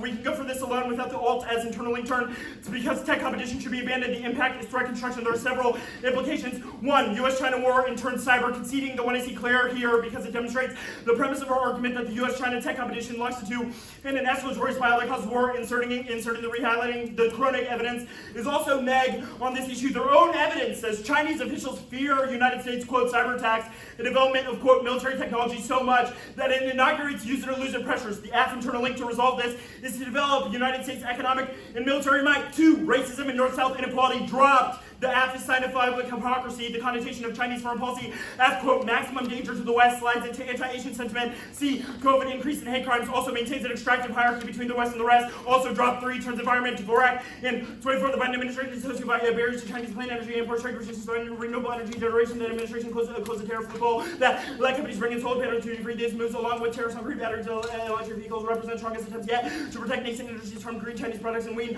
off of clean energy supply chains. Beijing dominates health threatens the fast roll of renewable energy needed for it to hit ambitious clean energy and climate goals. China hosts 80% of solar manufacturing capacity and 75% of battery production in the U.S. will depend on China's manufacturers. They say Gates evidence. This says Jack, no impact beyond unwarranted claim about great power peace from the fucking Secretary of Defense. It also concedes polarization, all causes dissolvency, and is more proof of concept for the K because it ties Americanness to construing China as a threat, which obviously leaves Chinese Americans in a damned if you do, damned if you don't position. It also says the justification for China's competition is American pocketbooks, not whatever the 2AR moral appeal is, and we are conceding the solvency evidence, the solvency threshold set by their evidence because it says that Americans essentially must discursively support American hegemony. So we are saying, imminent critique points out that you should do that in the opposite direction, sufficient condition to solve our link argument. Debate is fucking over. They say key to prevent Taiwan war. When I see Crossix was destruction on this argument. They said we need to perceive tech advantage in 5G and quantum. We read they have that now. They retreat into this balance of power explanation with no F from the fucking alliances topic.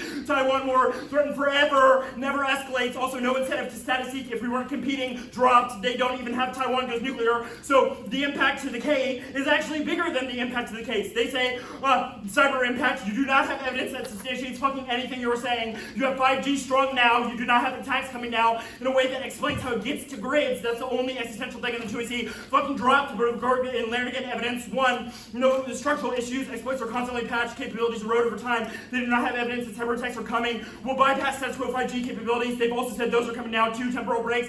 Nations do not escalate in response to cyber. They communicate. Their own evidence says 1,700 cyber attacks a day, but no war. Also, their war likely coming now is from a fucking electricity CEO, so obvious indict.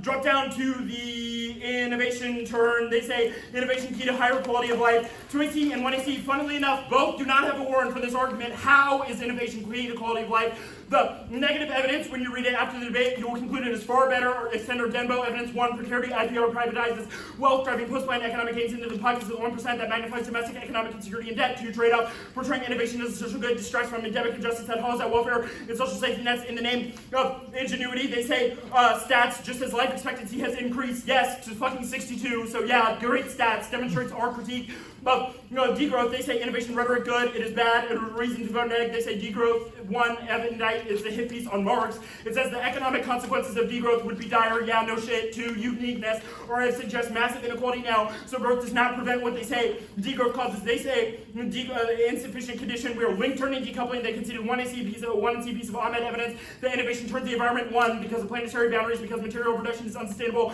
and subject to supply and price shocks now, encouraging rampant overconsumption. And 2, that it is solved under the alternative, that the alternative open source systems and decentralized ownership of the means of production reduces our environmental footprints without the status quo's energy concerns.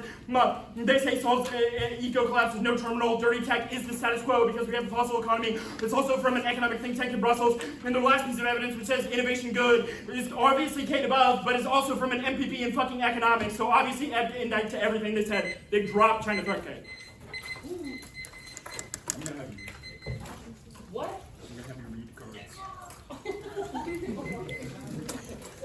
It will be a 9-minute one.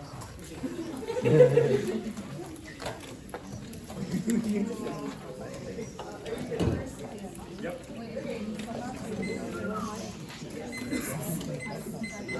You said that the negative gets linked to the plan and the plan's justification. Yes. If you went a single link to a justification, the one you see, You get to where you're at. but You what can that say doesn't- China that doesn't war. mean anything. If you went that It doesn't not mean anything. What are you talking about? You gave your ad.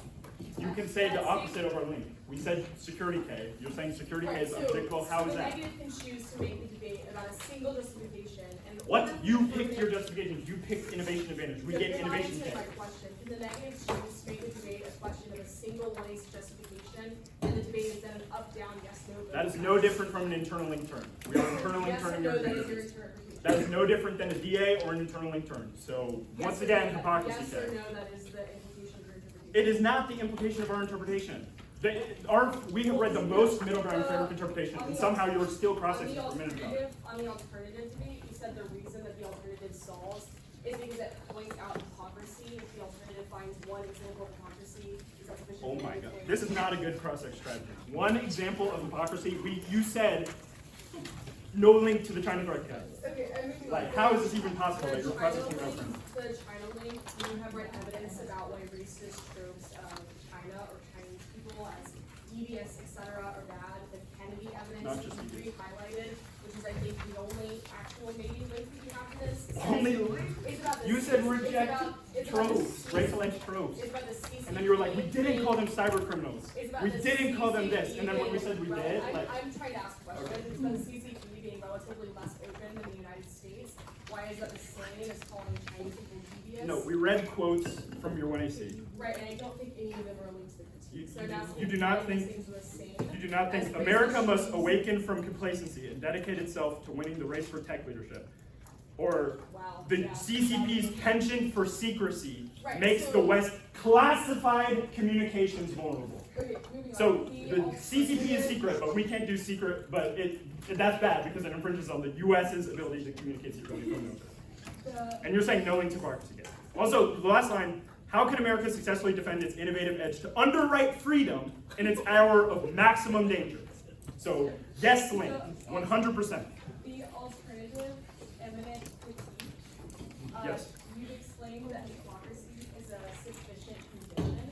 Does that just mean pointing out one instance of hypocrisy? Or what is that statement? We didn't point out one instance. There's many, many link arguments in the fluency. Okay.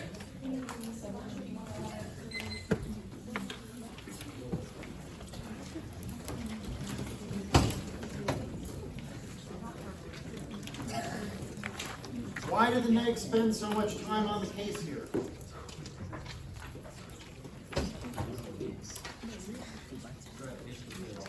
The case is this everything they're basically going through. The framework is for time includes the plan allows for directly, so on uniquely used for framework. So even if they were doing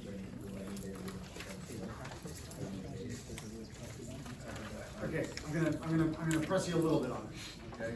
Because yes, it is all they have until this point because we haven't heard the 1 and R yet. I'm curious why you think that they chose to spend this much time on a case in this way. Like what about the negative strategy depends upon making so many detailed cases? Oh yeah, time. You're going for the time. Okay, so a bunch of the specific link arguments. Sorry.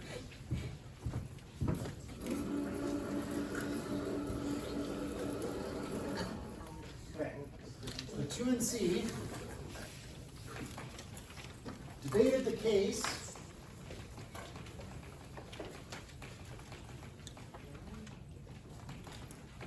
by explaining detailed links. You pointed out what's one of them that got a lot of attention? The China securitization. China as a threat, tech race, etc. What is the connection that the 2NC drew between these arguments and the 1NC alternative? What is the terminology from the 1NC alternative that the 2NC explained applied to this explanation of the case? What is the 1NC do? Or sorry, what is the 2NC doing? And I will come back to you in a moment, but I want to hear from somebody else. There are many people that we have not heard from. So like, what phrase from the 1NC alternative does the negative apply to what they're doing on the case?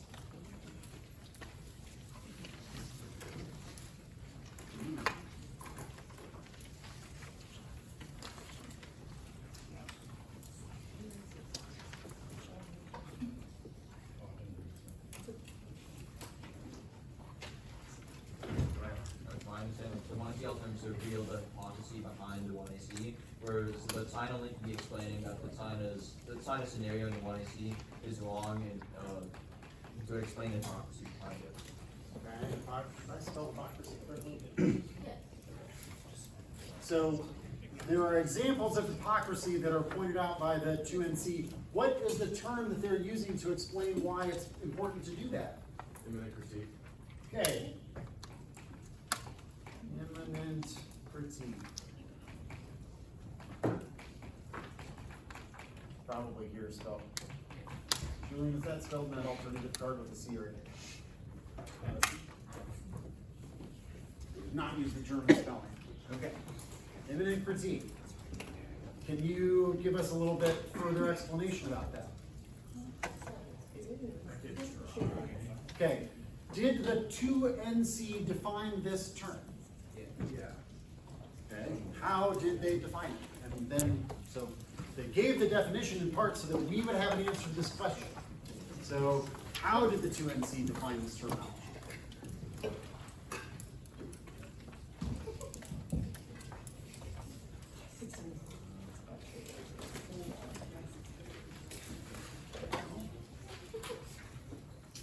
They said they were going to point out the contradictions within the positions the firm is presented.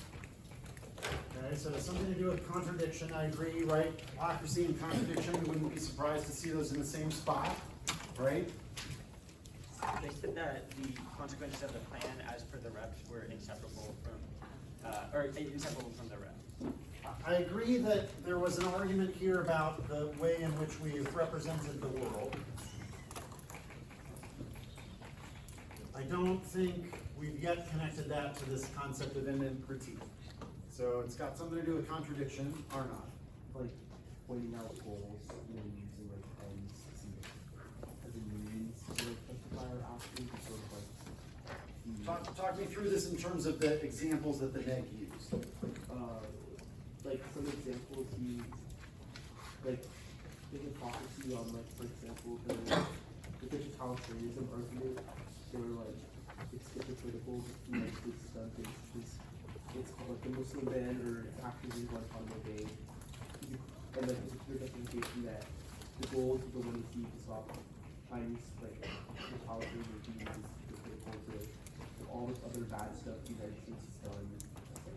a means to justify whatever is larger and the act. Okay, so we got our warrants for, excuse me. I'm even older, I go at conversational pace and I run out. I was literally about to pass out. I was literally about to pass out, dog. Oh my god.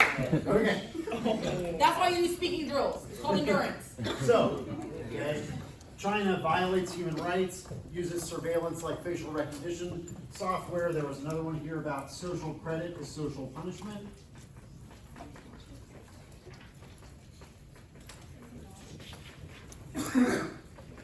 Okay. What did the neg say about the U.S. here? It does about the same thing for just all of these. What's an example of U.S. human rights violation? Guantanamo Bay, party to the Middle East, absolutely through Africa.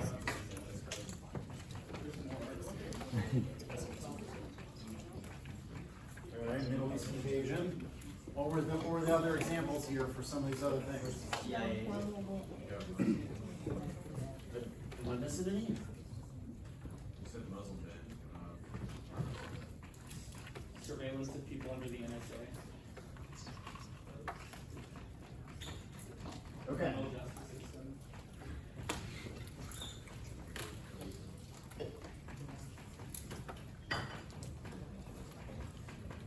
Okay. So, what does doing this have to do with this term? So when I think of imminent, or the way that Julian has talked to us about it, is this idea of about to happen. So when you think about the imminent critique, there's the idea that the way that we scenario plan is based off of these contradictions. I.e., that's why he goes in the 2NC and says, this is how we compare ourselves to China, because we want to plan ahead to not only be able to kind of scapegoat all of these that we do onto China, but also so that we can do these things, but they can't, because if they do it, then that means that there's a way that we can supposedly have our power taken away, even though we do the exact same things and just make threats so that we can do those things all the time. What standard, so this is a critique of the affirmative's political and economic assumptions, what standard does imminent critique use? Why did I spell imminent with an A rather than imminent with an I?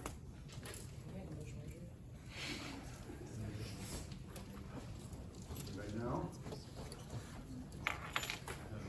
Anybody ever heard this term before?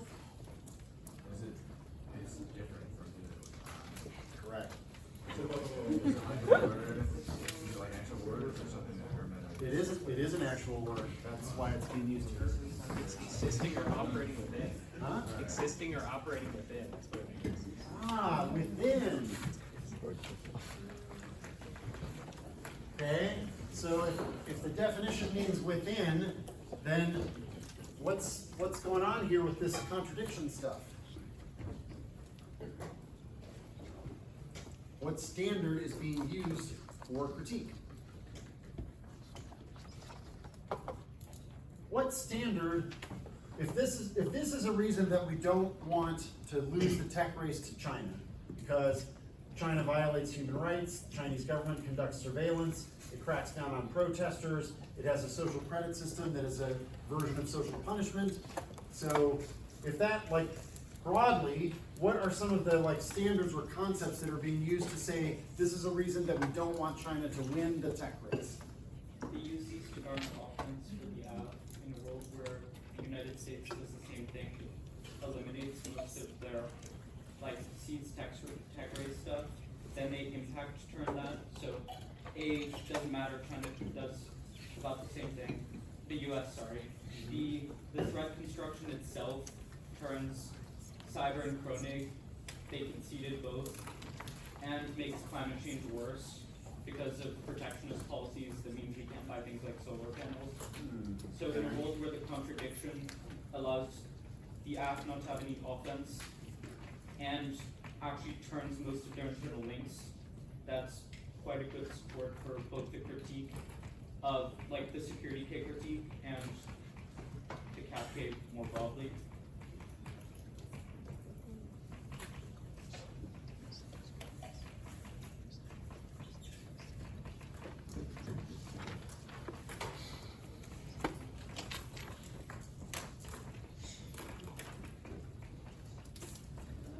I'm gonna go ahead, I think that you've done a decent job of summarizing some of the implications of this kind of understanding of critique.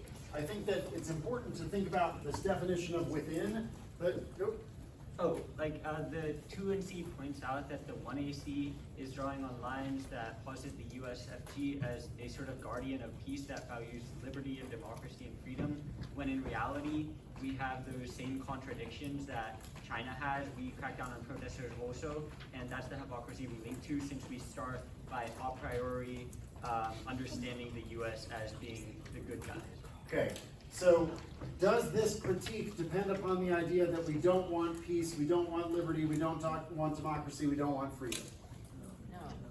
Okay, so using the same standards proposed by a system of property and an account of market freedoms, the liberties and choices that are provided by growth, the ways in which those freedoms guarantee peace and prosperity, right? Using that same set of standards, if we begin to look at some of our own actions or activities of our government, we would understand that we fail to meet or achieve a bunch of those standards. We don't need a different we don't need an appeal to something outside of the rhetoric or the goals, the values that are provided by part of the act. We can criticize imminently, okay, the idea that the system of IPR, economic innovation, etc., that the affirmative has said that they want, actually violates these criteria, thus hypocrisy, okay? Why do you think that so where did this language of imminent critique come from? Where did it first show up in the debate? The 1NC alternative card, okay? I'm thinking that in part the negative used a lot of this because this is a portion of the 1NC alternative card that didn't get much attention in cross-ex, right? Like we didn't hear about this term earlier in the debate, yeah? So the negative is free to explain it in significant detail. What did the negative say about, in debate strategic terms, that imminent critique means? So like in terms of how you would judge a debate, what did the negative say about what it means? That is. Okay, that we should think of these things as an internal link turn, okay, right? Because obviously if this is the set of if this is the end set of values or standards that guide our conduct, and if we are the way in which we have characterized Chinese behavior as contradictory and hypocritical, then it's not the standards that need rejection, it's that the means used to get to those standards must be rejected. So there is an internal link turn going on. Like in order to be peaceful, in order to be prosperous, in order to be ecologically sustainable, we must choose different means, because the means that are chosen by the affirmative will not get us there. We can agree on some of the ends, we can agree on some of the standards that are set. This is usually opposed to the notion of transcendental critique, as in a critique that is beyond or proposes new standards for evaluation. Okay? This is a card that is in your generic, and I would suspect that many of you would benefit from reading it in additional detail, because the other thing that's going on is, I agree that this is a good summary, Thaddeus, but the other thing that the neg said that I thought was significant is they said that our link debating is an example of our alternative. Did everybody catch that phrase when they were explaining the alternative in the 2NC? Yes. What did that mean? It's this idea of kind of interrupting debates, like this idea the way that we create or the way that we have constructed debate kind of on these really big stick apps and basic existential risks. We have to critique the reason why we run those things, because it ends up in it spills up into how we act outside this round, right? And so if we in this round we are critiquing the ways that we have made threat construction and why that threat construction is good or bad. Okay. Does that make sense? It does. I think the one modification that I might propose is that the neg is trying to set a standard basically for how do you know what an alternative is and what it does? Well, you look at how we performed or did this set of things. It's because we were able to point out all of these ways in which there are contradictions or hypocrisies that can be found within the kind of larger system of values that the affirmative has proposed and the means that they use to get there, that the mere act of doing this is an example of how imminent critique could be successful. As in, like, you are not going to make a peaceful and prosperous world if you believe that you are competitively racing with a competitor who actually shares a bunch of the same problems in the way that you can with your content, right? That neither of these is going to get us this set of stuff, right? And so pointing that out is a very important act of criticism in and of itself.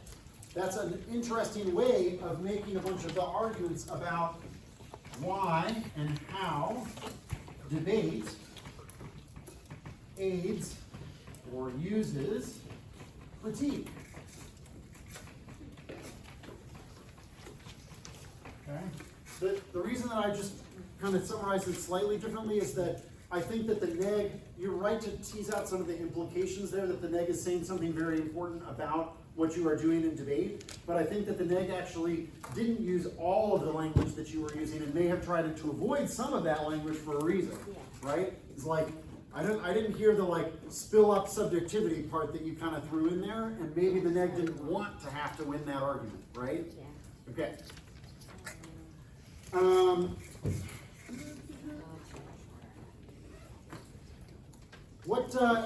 What was, if this is the sort of criteria, the way that the negative is setting up imminent critique, what was it really important for the negative to do well, and like what was a feature of this 2NC that I thought was like done really, really well? Cool. Essentially just like picking apart each of the internal links to each of the impacts. So we looked at innovation, we looked at ecological collapse, and the ways the kind of story or scenario that the 1AC sets up to get there. We show how they're unlikely because the US has done something similar or worse to whatever they're critiquing China for doing, or just the non-likelihood of any of the impacts happening because of the hypocrisy of the US. Okay, so we've got both the like, they aren't likely to solve, right? So we need an alternative means to get there. And I think that you are exactly on point that like, this was a very detailed examination of affirmative evidence. We hear a lot of quotes about like, here's where this shows up. Here's where their card does this. You know, here's where this set of tropes is deployed. Or like, here's an example of that. I think that that was a really good example of, if you're gonna say that this is the way that you're doing it, you better go ahead and do it, right? Like, you can't say, our solvency mechanism is that we are in the process of performing this style of criticism and then not do it very well, right? Do you all agree that we heard a lot of details about affirmative evidence? Like, do you have a set of instructions about which portions of affirmative evidence that you would read to discover this same set of link arguments? Yeah, right? So like, how do you think that you would prepare to do that? I mean, for one, you might participate in a demo debate where the commentator talks 25 minutes between each speech. But like, but assuming that you didn't have access to such tools, what would you do? You've been awesome, Caleb, but I want to hear this part from someone else.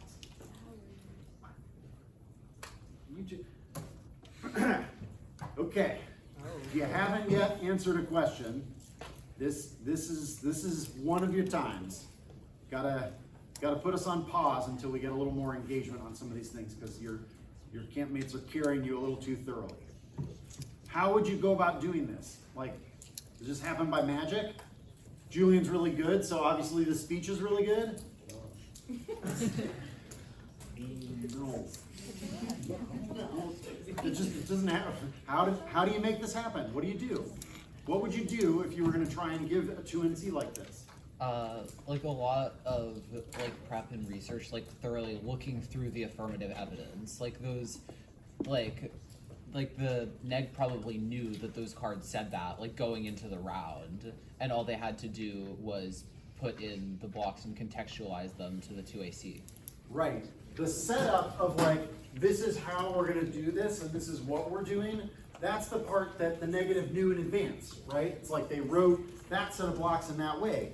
And in a version of this, you would sit down in a pre-round and basically say, I've created a bunch of categories and ideas for doing this. Now my job is to look for those, right? Like, now I've got to give that detailed reading of the 1AC. So it's like, I think that this was an excellent example of that, and something that I don't see happen enough, okay? Because This is a way of teaching someone to read affirmative evidence very differently than the app wants them to.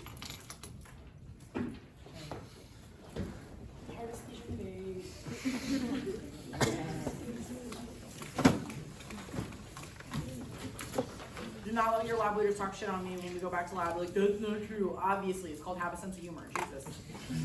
Okay.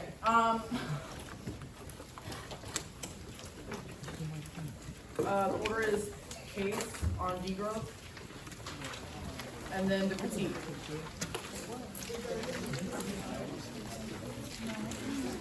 They're sent now.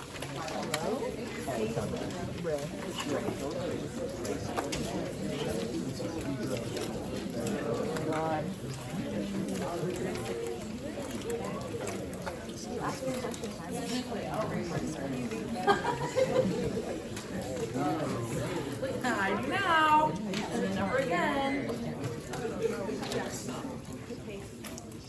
Okay. That's almost on my name. Amazing. Okay, you all good?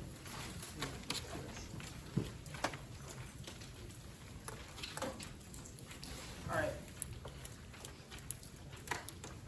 Degrowth is a better approach to sustainability. Comparative analysis proves green growth neglects social sustainability while degrowth integrates environmental, economic, and social sustainability. That's Bluesky. And 24, DG holds a strong sustainability position, integrates these three dimensions, environmental, economic, social sustainability. GG follows a weak sustainability approach and neglects the social dimension. Sustainability divided into environmental, economic, social sustainability. GG builds on the weakest sustainability, assumes natural capital can be entirely substituted through manufactured capital. DG follows a strong sustainability perspective. Contribution sufficient. Decoupling is not. Capitalism structurally oversteps planetary boundaries. Economic sustainability means structural reorganization of economic systems. Search for alternative. The DG who researches stark contrast to the GG shows a strong interest in the aspect of social sustainability. GG largely neglects the social dimension. The critique. K outweighs in turns case any risk of the link demands. You go negative. There are two. One is rationalism. 1AC Morinville says only an injunction can ensure that there is a willing buyer to purchase and a willing seller to sell. The 1AC buys the liberal assumption of an economy populated by rational decision makers with a competitive paradigm that guides how they buy, sell, and work. The case rests on anti-black hypothesis of autonomous market subjects. This image is an anti-black mythos developed to validate entrepreneurial colonizers and shift blame for racial subordination through anti-black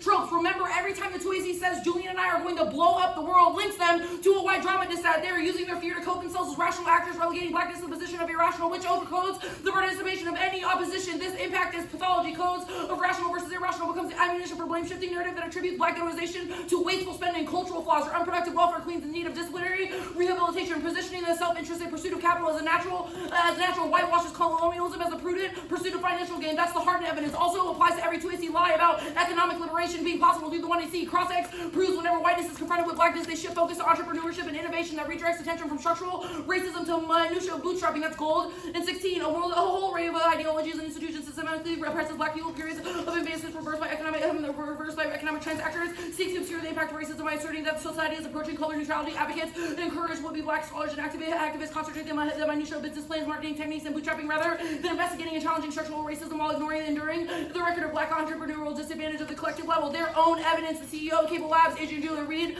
Blue, the McKinney in 23. They're using digital tools to analyze societal trends and citizens' need to inform policymaking. It offers career opportunities and promises a higher quality of life through technological advancements, education transformed by the apps of enriching individual experiences and opportunities, inclusive economy, key to unlocking the potential is fostering the mindset of embraces the collaboration, creativity, and continuous learning. The second link is extinction. Apocalypticism is white supremacy. Extinction has become a rhetorical tool used to overdetermine the autonomy of niggas through subsuming blackness into the collective. If you went to my lecture, you would know that. That's the Douglas evidence. The 1AC promises a higher quality of life, links to a coercion. This is how black people are called to fall in line for the greater good. Any refusal or instantiation of autonomy results in the criminalization of their dissent. The 1AC Cabinet evidence, it literally says they are seen as complicit. The 2AC concedes traditional discussions of extinction displace blackness and rely on bolstered racial erasure. Their late-breaking attempt to include blackness in their extinction scenario reduces niggas down to a number of bodies in a strategy. Their performance perpetuates the parasitic attachment to the body and what it can produce, only guaranteeing its preservation for further exploitation down the line. Demonstrates the 1AC commitment to the preservation of economic choice at the expense of the black subject. Any appeals to urgency should flip your calculus, but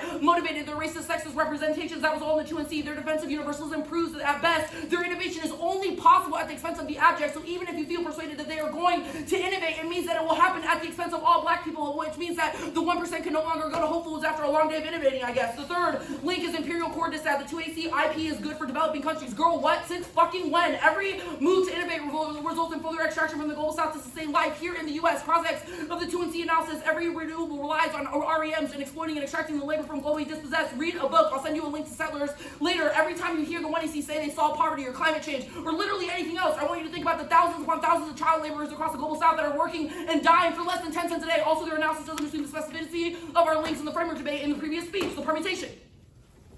Woo! Oh, we're cooking. Okay.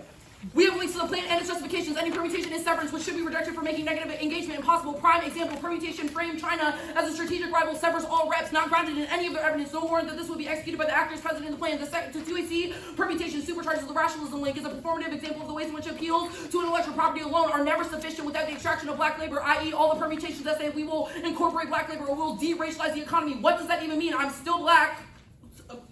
Yeah. There's two disavs. The first is cold trash and disav. The 2AC permutation embodies an extraction of black labor insofar as the perm stripped all the value they saw from the 1NC and then attempt to repackage it for the sake of justifying their political project. You should reject this practice for labor extraction in favor of the next imminent critique. The second is the afterthought disav. The 2AC incorporates blackness. Perm is a parasitic move that strategically includes and excludes blackness. The strategy exposes their relationship to blackness as parasitic, ensures that black folks always get left behind, and in order to ensure the survival of their policy. You should be skeptical of the absent inclusion of blackness in developing countries. Researchers, the 1NC, all of their anti-black representations means their link answers are insufficient because they don't assume the new unionist argument. There is zero, I repeat, zero warrant for how expanding the scope of the economy somehow results in economic liberation. Literally, I gave them a litany of examples in the cross-sex of the 2AC. How are you paying my auntie's bills? Hit my Venmo before you start spewing this cap propaganda. The case. Extra card. If you have more cards, let me read them.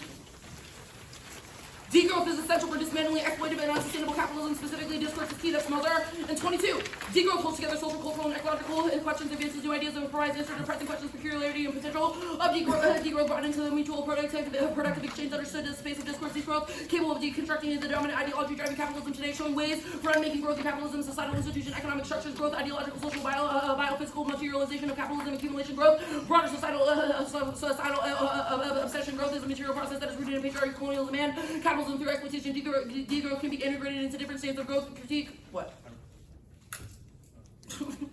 Destroys ecological foundations, cannot be sustainable, measures well-being of the equality, imposes alienated wisdom depending upon capitalist exploitation, competition, and accumulation based on gender over-exploitation, devalues reproduction, and gives rise to oppressive and undemocratic forces. Market forces.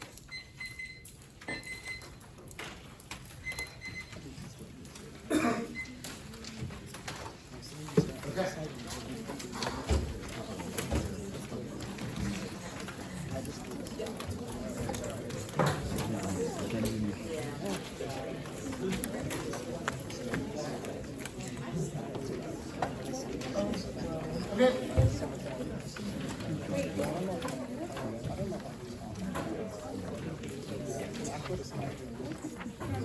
How did that 1 in R help you understand some of the concepts that were originally in the 1NC?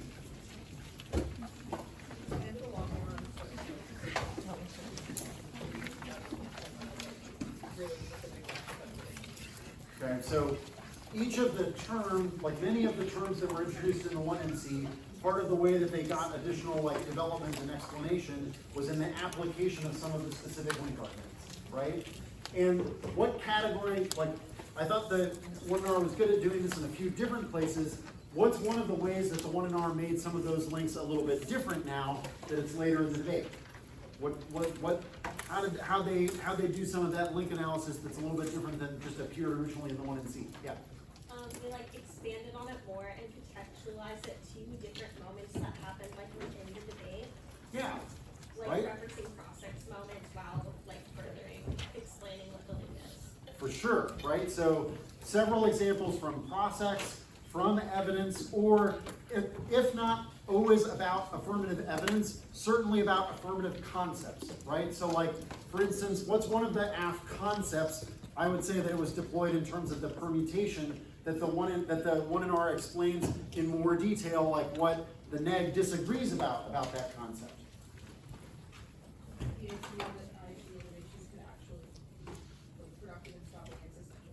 So innovation, for sure. I think there are at least a couple others. Deracializing.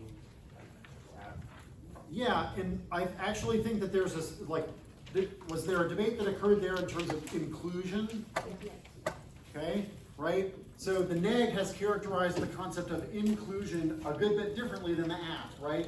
And what's one of the other terms associated with inclusion that the AF used? Integration. Yeah, and universalism, right? The 2 AC tags on universalism, the 1 and R goes to those, and in both referencing inclusion in terms of the permutation or the deracialization of capitalism, the idea that it's like this participation will be universal, right? So,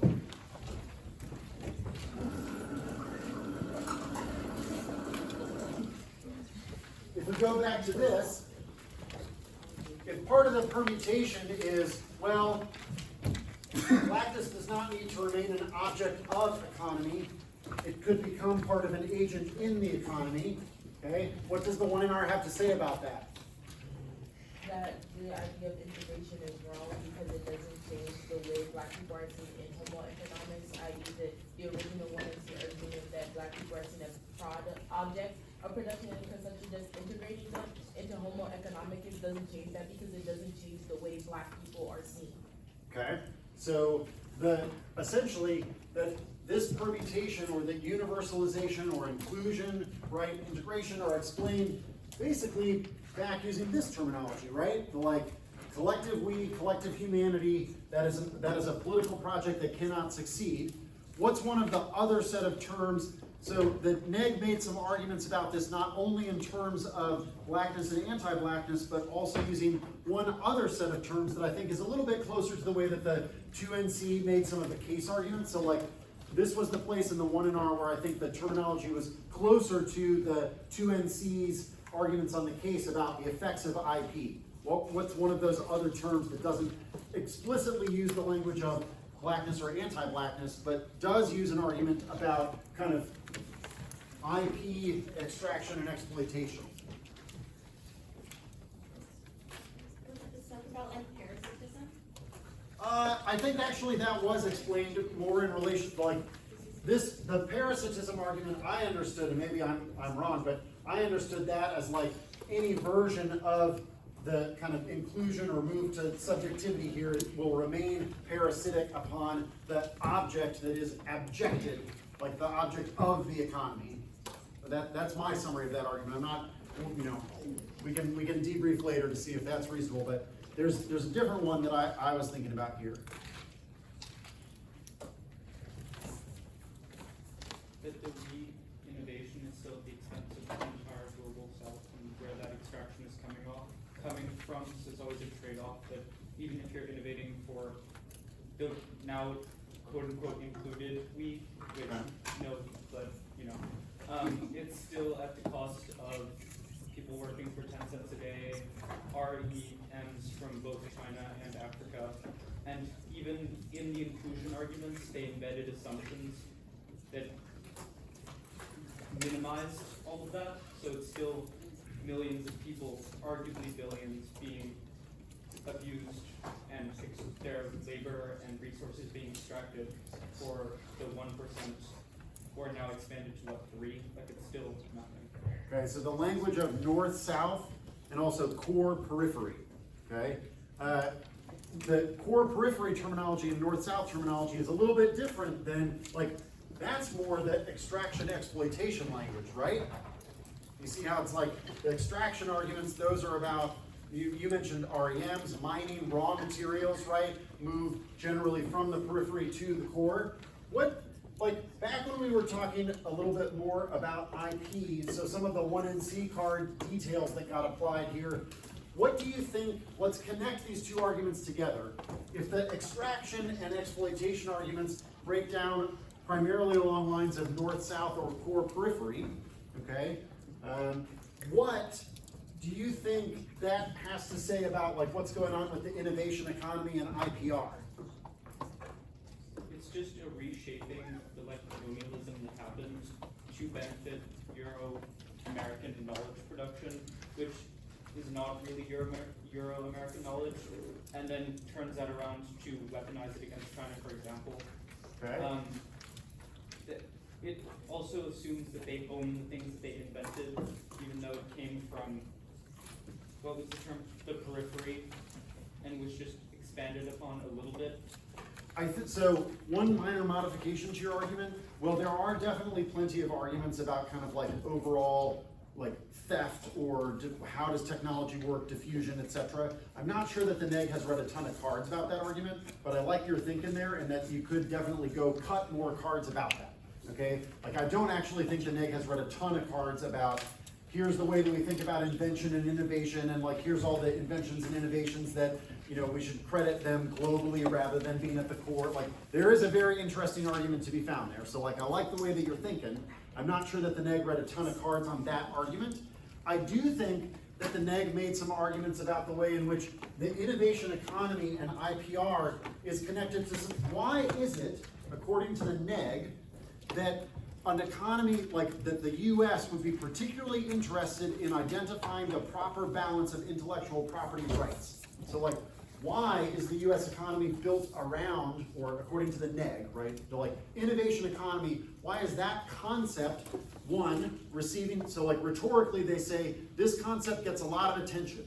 When people talk about economic growth in the US, they talk a lot about innovation, they talk a lot about intellectual property and knowledge. We move to a knowledge-based economy, right? Like, who are some of the actors in a knowledge-based economy that are different from prior eras of the economy in the US?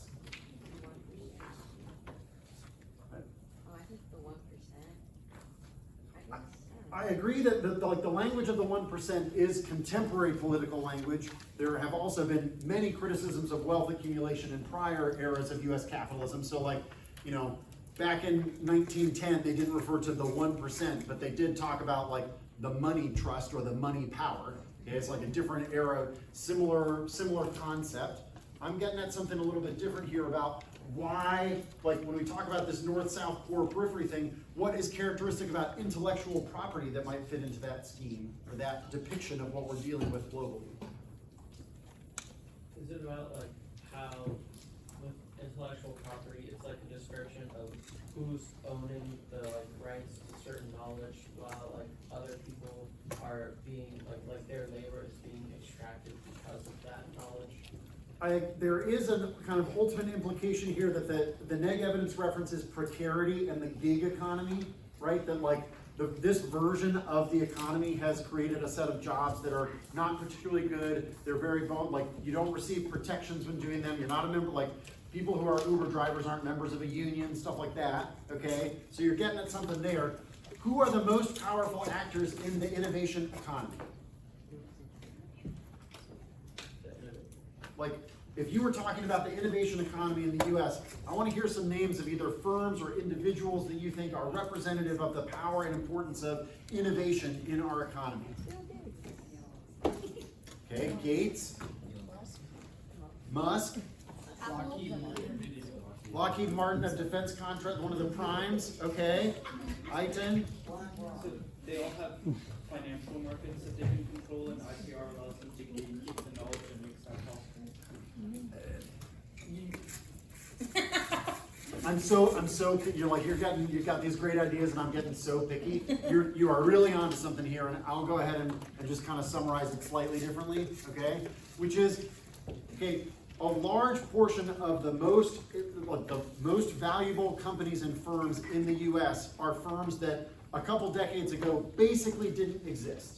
Okay, I understand this like is not always the easiest to conceive from your particular position as 16 and 17-year-olds living inside of the innovation economy and the US economy. Like you live in the core in this version of this concept. It's like Google, Meta, Apple, right? Like somebody said, Gates, these defense contractors. Why are those firms and a bunch of their activities organized around intellectual property?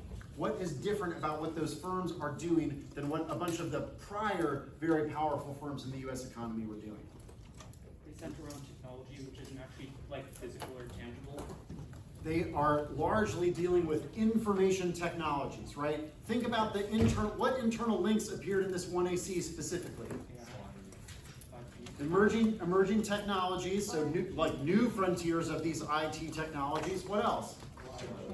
5G, Wi-Fi, okay, like I was on this campus before there was Wi-Fi, okay, like you got to remember that a bunch of this stuff about the innovation economy and the rhetoric and the tropes surrounding it, okay, the evidence doesn't mention that just by coincidence. It is making the argument that IPR has become especially a feature of the core, okay, the most, quote, advanced economies, because those economies now deal primarily in information. They deal a great deal in data, right?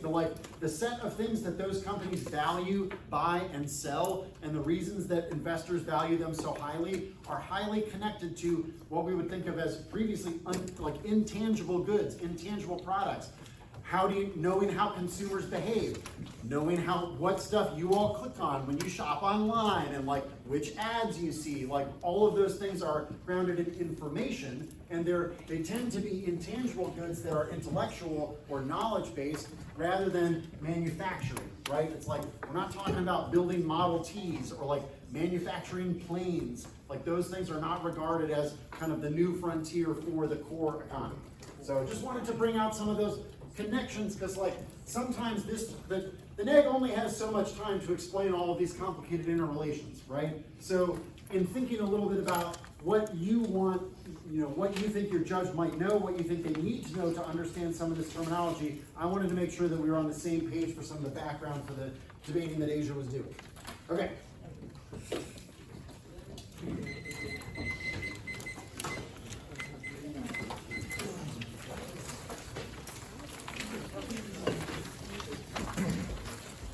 Case K. Wondering.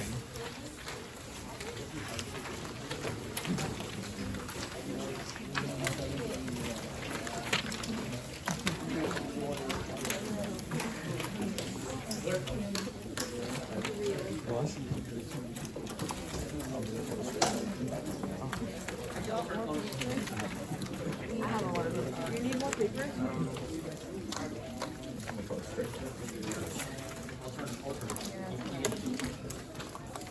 Alright, we good. China technically that way facilitates expansion of the hotspots like Taiwan. That CC leadership has already indicated they want to expand into that sugars use results in escalation, which is creating outweighs the K cost of the immediate death of billions. It causes masturbation for nuclear weapons. That's Clark dead. The direct construction of a permutation view the app of you China as a strategic rival and reject racialized tropes that solves by allowing strategic containment of China, but allows policy construction that prevents China rise. Thoughts efforts or trying to deal all the app with our justifications. So it's thoughts efforts and it's aligned with our epistemology. So it's not intrinsic, especially true when we never advocated the lies that re-highlighted anywhere. That's a slippery something canceling us. For do we see author tweets links to our framework governments B, no link to direct construction strengthening IP. It's not intrinsic to racialized tropes calling China people's views are fully distinct from viewing China as strategic rival. We do the latter, but definitely not the former. The app explicitly says that American big tech firms are pushing on patents on China, which breaks down status quo perception. The other links are silly, definitely solved by the permutation, which is low cross-links. To the extent that we do link, it's good. China is a challenger to the U.S. order.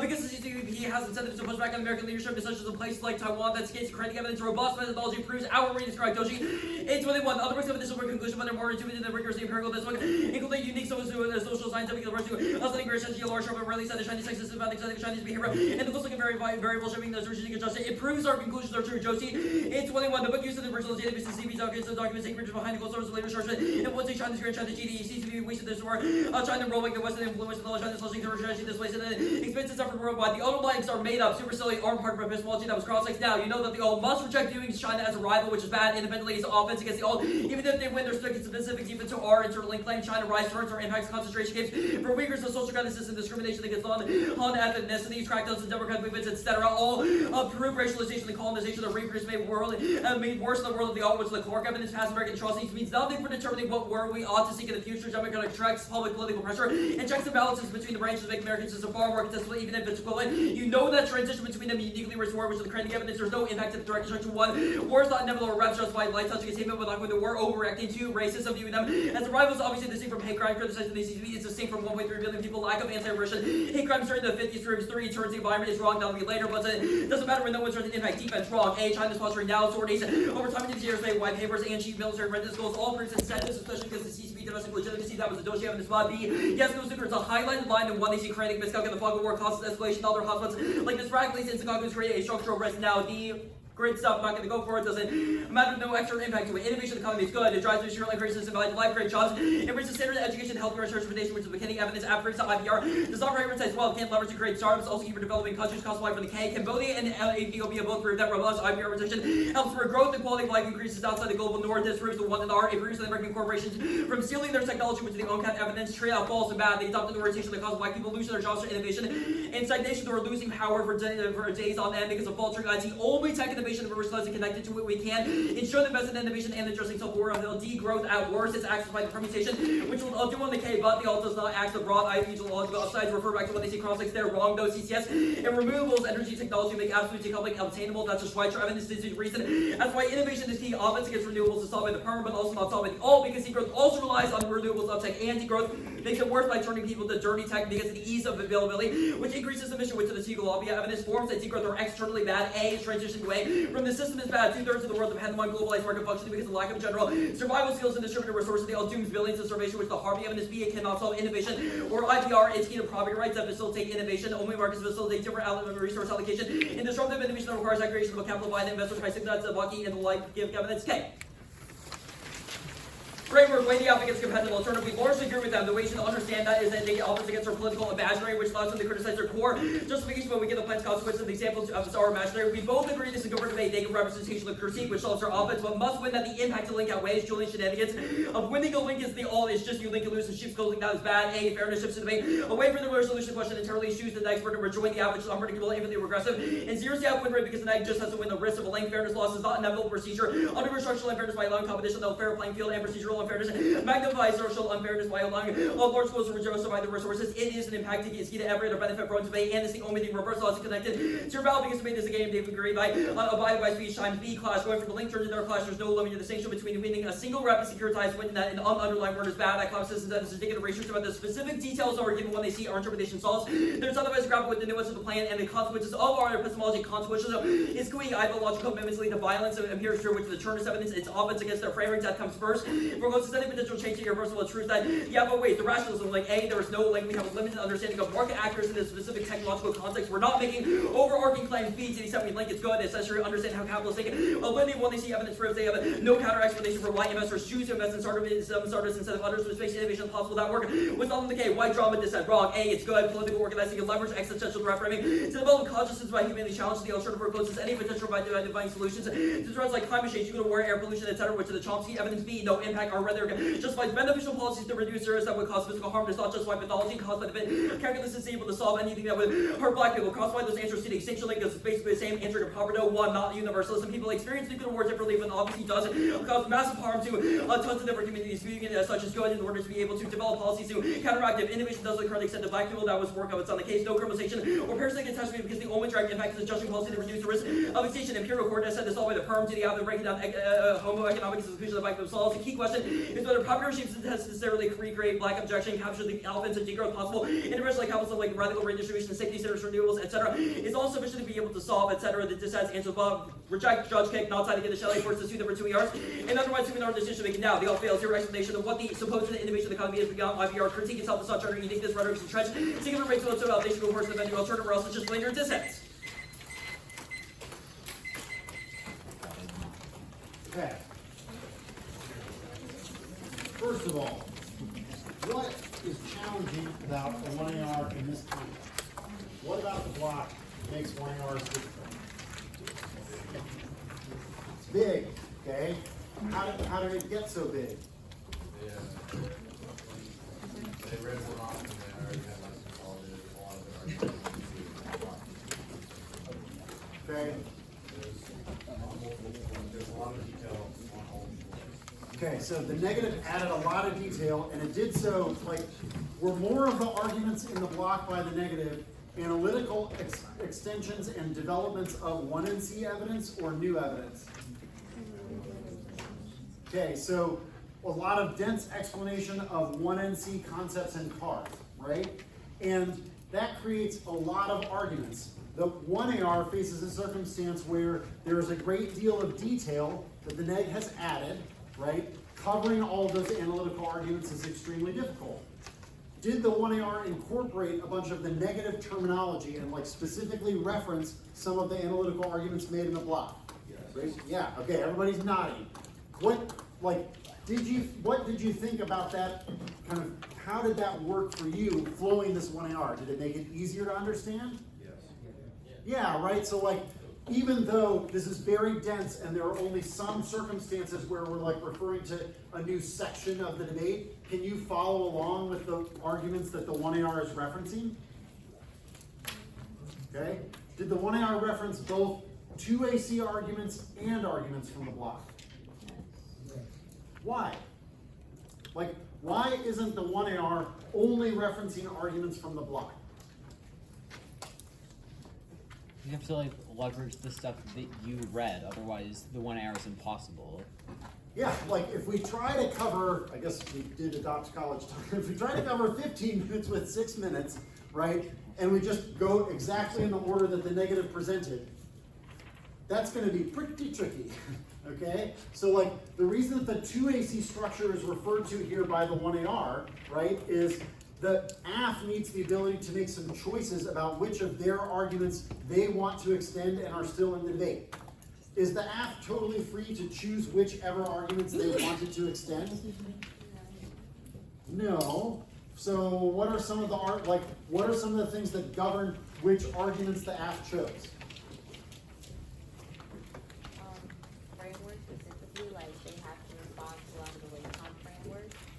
So they have to consolidate their own offense to respond to those DA. Okay. So, was that a place where the 1AR was pretty dense technically on like, they made sure to line by line each of the block arguments? Yeah, right? Like, we knew they referenced the 2AC, we're debating, this is a framework argument. Then, the block order to make sure that they cover each of the block arguments, right? So like, what that does, I hope that did this for you, the same thing that it would, I hope, do for a judge, which is, when sitting there flowing, right, I know exactly which kind of chunk of the debate I am flowing, and because I am following along with the terms that are being used to cover each of the line-by-line arguments, does that put the AF in a good position to be able to give, like, did the AF drop any of the framework arguments? Okay, so pretty important, right? Did this 1AR choose to cover some of the arguments more densely in places where the neg might be able to win the debate outright? Right, so like this 1AR prioritized those points in the debate where they were most afraid about the strategic implication of dropping an individual argument, right? Are there some places where the 1AR like uses mostly 2AC terminology? Where or when did that happen?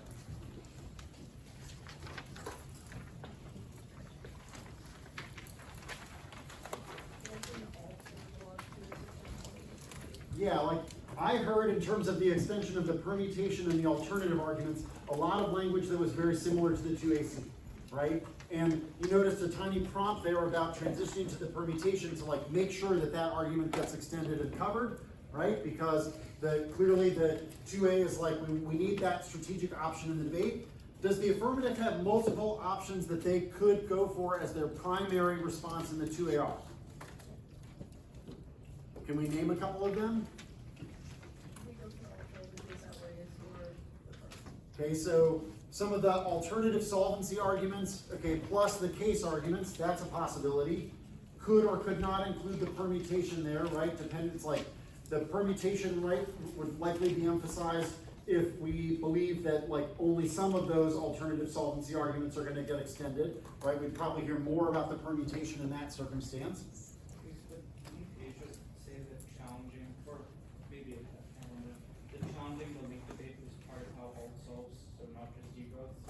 Right, so like this imminent critique component that we reviewed it pretty extensively, I imagine we're going to hear about that again in the 2NR, right? Does the negative have multiple ways that they could kind of, are there multiple points of emphasis that the 2NR could currently choose?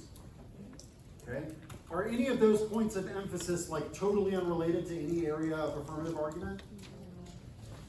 Like maybe the terminology of imminent critique, but what did the AF do to deal with this imminent critique argument?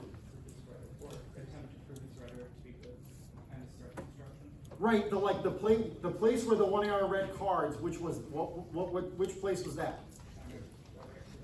China, right? So like the place where the imminent critique argument got the most detail, the AF, rather than trying to read new cards about imminent critique, was like, we're going to double down on our answers to that to try and say that this is not just hypocrisy or contradiction, but instead that there are genuine differences between a US-led order and a Chinese-led order, right? So you see how it's like the affirmative committed more time and evidence to the place that otherwise they spent the least time in the 2AC, or like had, that there was the least, do we agree that the 1NC concept that got the least 2AC attention was imminent critique? Okay, so the 1AR shifts a bunch of the time and attention to the place where the 2AC answered that argument, which is essentially saying, no, the case isn't just a bunch of hypocritical claims, the case is a bunch of empirically or theoretically proven claims. Okay, so I think here, both sides, like the 2NR has a couple different places that they could go, but so does the 2NR, right? Like there isn't, none of these 2NR options are places that the AF really doesn't have anything that they could say. None of the 2NR options are places that haven't received development, right? So like, we know at this point that neither side is basically going for an argument that was either totally uncovered or totally unreferenced. It will be about resolving the argument or resolving the kind of points of major clash. Like, if you end up deciding this debate about China, that's going to be a pretty deep debate about analyzing the evidence, right? And like whether or not this charge of hypocrisy and contradiction is correct, okay? If we end up hearing more about degrowth, IP and extraction, exploitation, and abjection, we'll probably end up reading some more of the affirmative evidence about social welfare, integration into the economy, the like growth benefits all, right? We'll hear more about those affirmative arguments. So all that way of pointing out that like this 1AR does not put all of their eggs only in one basket. Right? There are still multiple affirmative strategies that are possible to pursue, in part because the negative has also given themselves time to do that.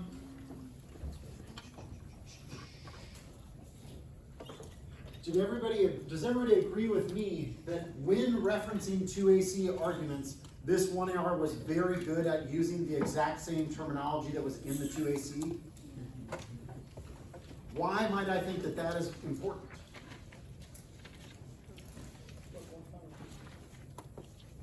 You see, like the 1AR is not saying anything too new. Okay, so like one, we have strongly connected 1AR arguments to 2AC arguments, right? Instead of generating stuff that is new. Agree with that? It is much like how this 1AR is pretty quick, right? It's covering a lot of very dense arguments. Do you agree that you had a pretty good idea of where the 1AR was at all times? Yeah, right? So like, even though it is difficult to keep up and some of the line-by-line flowing is hard, right? The fact that the 2AC structure and terminology is consistent means that it's much clearer to your judge what the 1AR is talking about. How many 1As have found that difficult to do, to like use 2AC terminology? I see many hands raised, okay? I think this is an example of a speech to consider. It's like, this is one of the disadvantages sometimes of like treating partnership responsibilities between the 2A and the 2N is just like, you got the AF, you got the neg, like, okay, you just tell me what to do in these debates. Like, is that likely to produce this result where the 2A and the 1A are using the same language and choosing the arguments that the 2A wants? Not so much, right? So like, clearly a number of these arguments have been written collaboratively, or at the very least with like, the 1A isn't hearing about all of this terminology for the first time, right? Okay, so if you're a 1A sitting out there and you're like, it's impossible to cover in any of these critique debates because the negative makes so many arguments and like, it's very difficult for me to choose. I don't necessarily understand what's going on. Like, how many times have you tried to read new evidence in a critique debate in the 1AR and you're like, oh my God, this card is 2.5 minutes long? Raise your hand if that's happened to you. Okay, like those 2AC cards that it's like the 2A didn't read a card and it's like, oh, we want this in the debate, puts it in the 1AR. Because of the nature of the evidence set in this debate, like if the 1AR has to read one of those long 2AC permutation cards, like no way, okay? The 1AR and the 2AC are coordinating their activities so that the 1A has a realistic chance of actually covering some of the arguments, right? And they have written their blocks so that they are using 2AC terminology instead of reading the 2AC doc in order to understand what terms they should use. You see how if you're the 1A, and in order to do this, you have to look back at like every single part of the 2AC block at the same time that you're trying to flow these complicated arguments in the block? Like, it will be extremely difficult to use any of the 2AC terminology, and thus extremely difficult to choose any of the arguments successfully. Okay. Julian, you okay?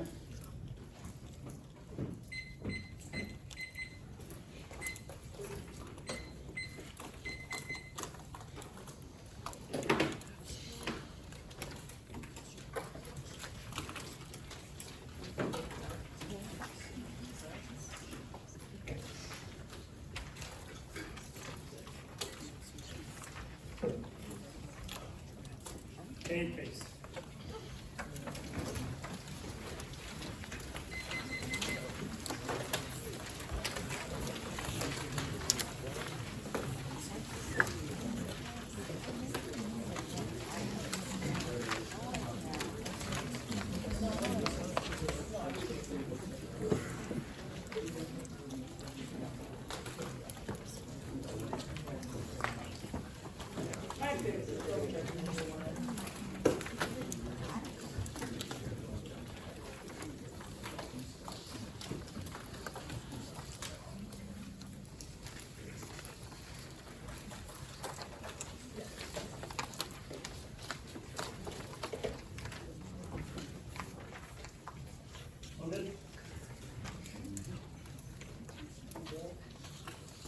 Okay, I'm gonna start momentarily.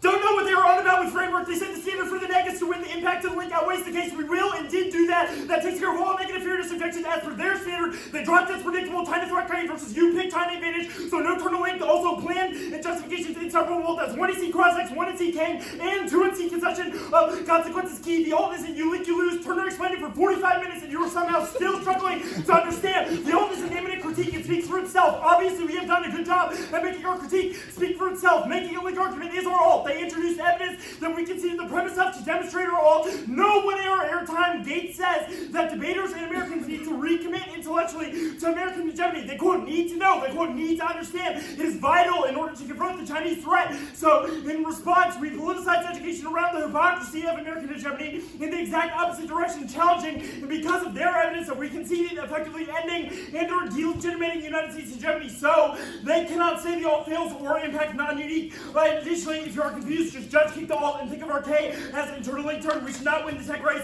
With China, the status quo is preferable. They dropped the 2C Bible on counter justification so they cannot make the 1-hour argument with like 5 seconds left. Reject judge kick. They say death comes first. Great, we are conceding that the case. Don't need to answer any of the rest. The case.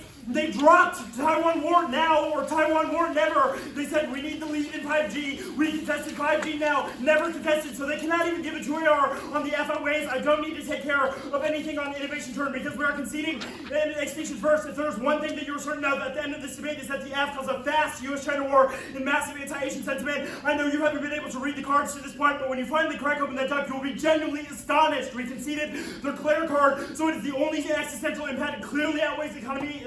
The innovation economy south for largest arsenals reasons, same as the States U.S.-China war alone turns the environment because nuclear winter, firestorms and such, so waffling on this eco-collapse impact is not a viable 2AR. Bunch of external stuff that is also dropped. The 1AR dropped tech competition towards environment. They said we'd answer it later. When, obviously, treating the other largest emitter as a competitor is an ineffective means of solving the climate competition results in tariffs left on renewable energy imports, block batteries and EV development and destroy solar. You cannot introduce environmental collapse impact in the YC, and then when you're getting crushed on turns K, say it doesn't matter. It doesn't need to be existential for it to be a tiebreaker. So external linear biod loss, resource loss impact, result of all this 1% link equals negative victory. They say permutation, view China as a strategic rival. That is our link, and they drop that it's intrinsic because it adds reject racialized tropes, which is not in the plan. That makes negative engagement impossible. They'd also need to separate extensive 2NC link debating. They also say reject tropes. So if we win, F equals tropes, F equal L. F breaks status quo. They say IP not intrinsic to tropes. The plan's defense of IP is tied to racialized tropes, even if that is not inevitably the case, or links are only silly if you're literally unable to read. You cannot say perm in China is a challenger to the U.S. order. Dropped the entire 2NC link, which I will re-explain. For clarity reasons, the app strengthening of IP cements American exceptionalism around the whims of United States national security, encouraging a security dilemma between China and the United States. It could not be more nag. Their evidence says tech competition is a threat to American, quote, prosperity. It is okay for the U.S. to prosper, but when China attempts to grow, that is a problem for us, and it is a problem because of the logic that the 1AC has forwarded, because they believe in and reify the idea that we are entangled with China in a competitive fashion, hence tech race, one in which we need to win. They dropped a rehighlighting of Gates that you must be anti-Chinese to be American, that equals Chinese-American self-hate, no one airtime, obvious external impact that is dropped. We read evidence that American officials see Chinese people as, quote, suspect. We rehighlighted their card. This is the CCP has a, quote, penchant for secrecy, and that's bad because it trades off with the U.S. ability to do classified military communication. Their card from the fucking Air Force. They cannot win on there will be a war. We are accurately diagnosing the China threat. We are internally turning that. We rehighlighted their fucking best card. It cites Chinese officials that say the only scenario for war is China feeling encircled by the United States and military tech advantage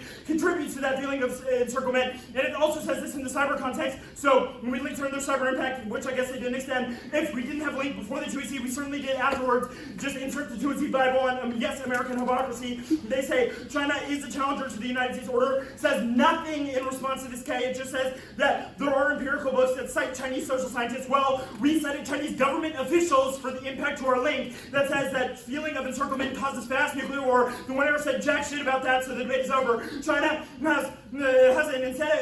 has a grand strategy, does not matter. The United States also has grand strategy. They also dropped China's grand strategy to seek status. It is only necessary in the status quo because of the United States. They say China rise equals concentration camps, etc. Link food. You are not going for China bad for Muslims in the country with the fucking Muslim ban, CVE, mosque informants, torture, war on terror. They said past American atrocities are indicative of the future. You said crackdowns on democratic movements. Student arrested at USC this summer for protesting Palestine. So you should get a fucking grip. They say democratic checks. Oh yes, Joe Biden or Trump, who are both anti-China and pro-police. No checks. They say war not inevitable. It is inevitable post-plan. That is the link debate. They say viewing China as a rival is not tied to hate crimes. What are you even talking about? You think people in the United States thinking Chinese people are vectors for COVID is because we like China. They say yes goes nuclear. We agree. That is the impact of the link. Start to finish. Body bag.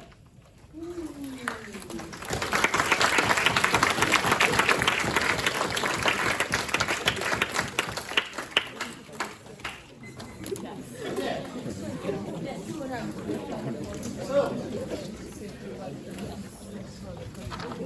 Nick picked, right? Nick made a choice. Which one? We all know. Okay. The China imminent critique arguments. What is the way that the NEG attempted to insulate those arguments from the rest of the components of their position?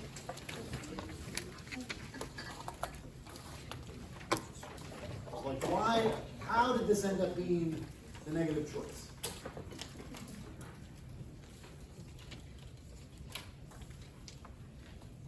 I mean, for one, the 1AR has made like a blanket concession that talks about how rejecting, I guess, like this racial aspect of like Chinese threat construction bad. They've already said that anti-Asian like rhetoric is bad, so that means that the NEC only has to win a link that the app like reinforces or reifys those structures in order to win, I guess, the theory.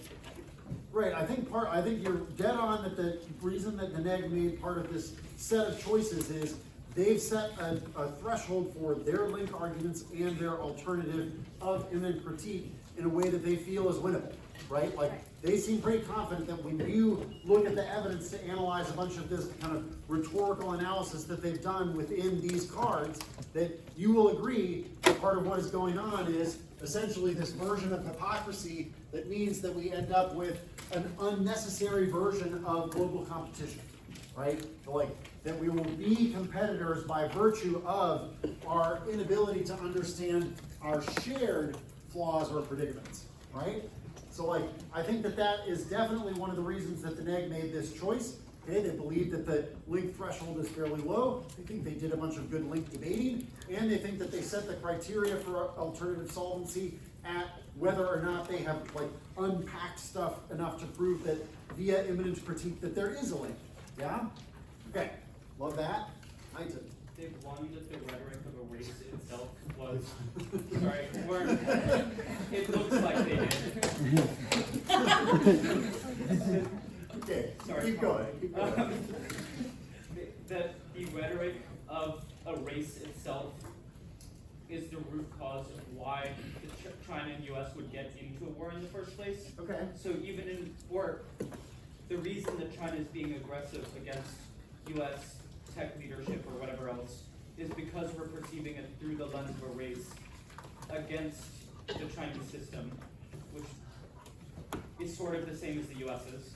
Okay. As such, China feels encircled, lashes out. Okay. By being ahead on that, they can link turn a lot of the advantages of the rhetoric that the app is going for, i.e. it means that we can win innovation or climate change, because A, it makes it worse, B, it leads to those impacts in the first place. What's the card that the NEG wants you to read in detail for that portion of the like impact argument? There. Okay, so, right, you know how you've probably received the advice that there should be judge instruction, right? For like how the judge ought to decide a debate. Okay, that is a feature of final rebuttals. One of the things that you got instructions about is which set of cards to read and how to read them, right? Do you feel like if you receive the evidence, okay, you're like going to get the docs via the lab Slack, do you feel like you have a set of instructions about where you're going to look and what you're looking for? Okay, so how often is it that you feel like you kind of get to a final rebuttal and you are able to execute on, I have given the judge a clear set of instructions about how and why to read certain crucial pieces of evidence? That's pretty tricky, right? So like one of the things in thinking about like reviewing the way that the negatives set up this debate is, do we agree that pretty much consistently from the way that the 2NC explained this set of arguments, that there was always a consistent reference to the way in which you should read evidence? Yeah? Right? So like, it isn't just that you will be sent a doc, it is that the doc in theory is confirming what either team has said about how to resolve the debate. Okay? So one of the things that I think is really significant here is this is a set of speeches that is treating the evidence that will be transmitted via the doc to the judge as something that it's not they receive the evidence and then make the decision by reading all of the cards. It is they receive the evidence and are essentially interpreting the evidence to determine whether or not it matches the criteria established by each team. You see, does that, I know that difference might sound subtle, but does that difference make sense to people? Right? They're like, it isn't that the evidence will resolve the debate for the judge. It is that the judge has some instructions about how to use the evidence to resolve some of the particular arguments. Okay? I think that this is a really good example of doing that. And doing that, like, this, I think that this is a good demonstration of like, if this is the criteria that you're going to use for critique, then you better be good at doing that, right? So that's to emphasize something like I mentioned from the 2NC. 2NR, do you feel like you followed through on a bunch of those 2NC arguments about how to do that? Yes. Yeah, right? So like, were there some places where the 2NR had to condense explanation and some places where they had to expand explanation? Mm-hmm. What was the place that got the most condensed explanation?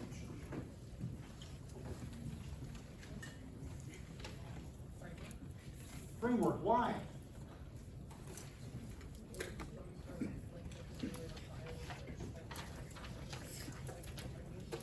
Like, the NEG doesn't believe that the NEG believes, right, that many of the affirmative framework arguments are consistent with their position, right?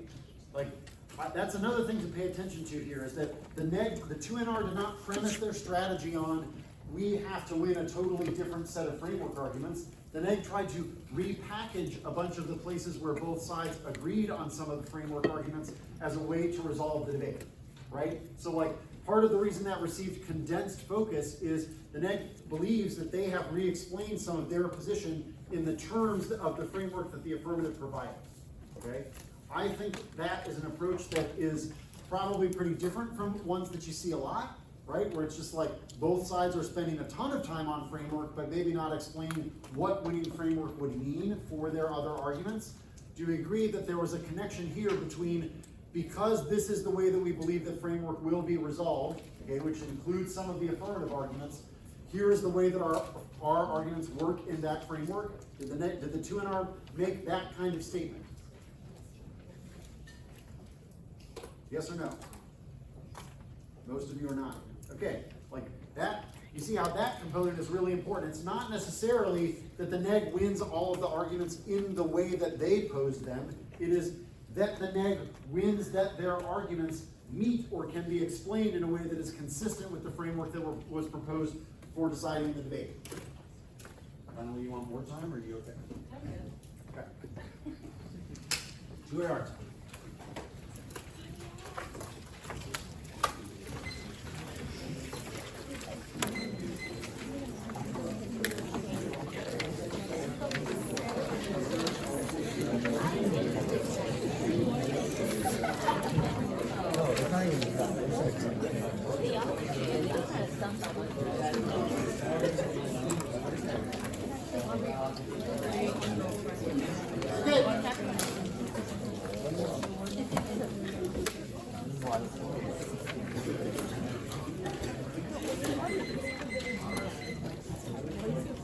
The order is just the case.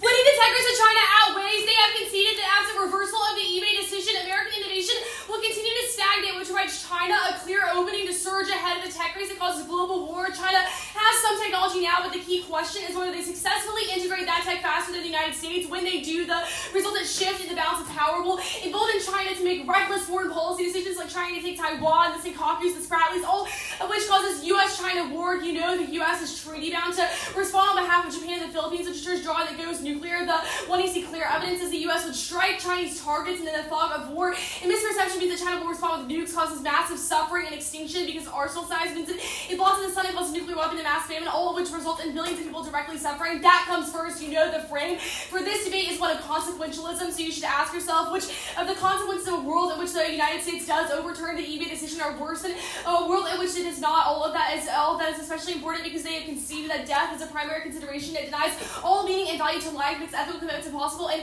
irreversibly denies everyone agency. So if we win, that the consequences of framing China as a threat are important because it motivates the United States to make decisions like overturning the eBay decision about tech innovation. If we win, that those consequences outweigh, then obviously we win the debate. Now, none of that is inevitable. I do not know what Julian is on about war being inevitable in the status quo. The one you see clearly highlighting is not this slam dunk. It says that if there was a crisis or a conflict, then America would strike Chinese target. That is just a recognition that defense planners obviously know our nuclear weapons can reach the Chinese mainland. Not a single clue why that means war is inevitable. The Krennic re-highlighting that Julian somehow thinks means that threat construction causes war is just Krennic saying that if we cyber attack them, we would go to war. Yeah, no shit, but that's not a reason that us constructing China as a threat that we need to challenge means that war is somehow inevitable in the status quo. Now, the section of this debate that is about tropes. They have read an excellent K of Chinese racist tropes, like calling Chinese people sneaky or dangerous, but they have not read a single line of one AC evidence that rises to that threshold. They are just grasping at straws here. One, IP makes the U.S. lead look exceptional. Yes, that is obviously our offense. We think that the United States having a lead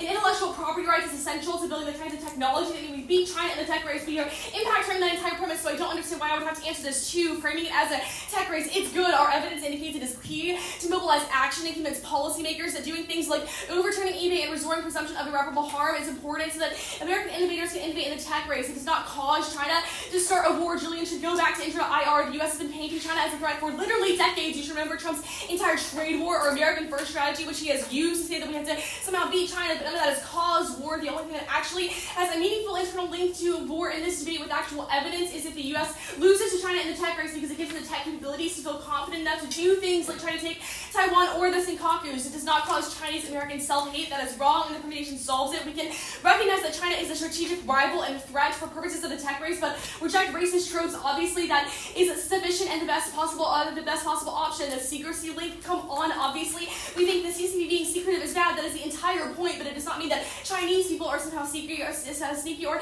devious. None of that is substantiated by any evidence or internal link unpacking in this debate. But the app outweighs all of this. If racist tropes are bad, then letting China take over the LIO is obviously far worse. The 2AC Carter evidence who is an internationally recognized expert in the history and politics of China and Chinese foreign policy, says that the CCP is igniting totalitarianism 2.0. It has established a panoptic form of governance that lends credit to its social credit system and allows them to surveil and coerce citizens. It is weaponizing surveillance for things like predictive policing, which monitors people's social actions and makes predictions about their perceived threat. They are framing Uyghurs as pathologies to be cured, which are evidence is just a canary in the coal mine. All of this means that if it is true that racist tropes are bad and should be rejected, you should not feel comfortable letting China take over the liberal international order and spread their totalitarian form of governance globally. The 1AR Doshi evidence is citing Chinese texts and internal military documents using a social scientific approach. This is not the work of some random China hack. Doshi concludes that this read of China is correct and that their motivations are sound and aligned with the Carter evidence, so you know with high epistemic certainty that our read of China is correct, all of which is reason why painting them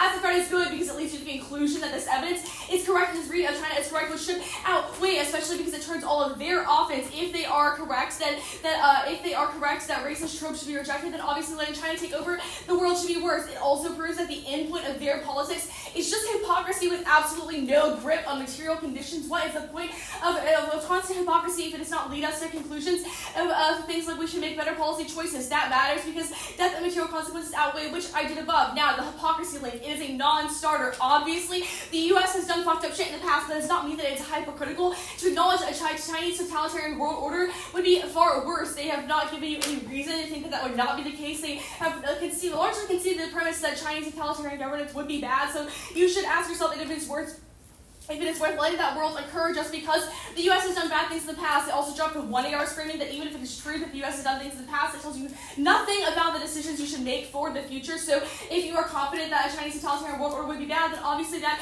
should outweigh the last argument is that even if you think the U.S. is just as bad as China, they have conceded that a transition between the systems would be bad. The 1AC Craning evidence is that balance of power theory and 75 years of empirical evidence demonstrate that when a great power declines and a rising power challenges it, it makes the risk of war far more likely because it emboldens the lower power to take risky actions, which is exactly what China will try to do in this copy of the Spratly Islands, all of which means that even if you conclude the hypocrisy link is 100% true, it does not matter because the transition of the systems in itself would be bad and worse. So you should prioritize maintaining the status quo because it had 75 years of durable peace.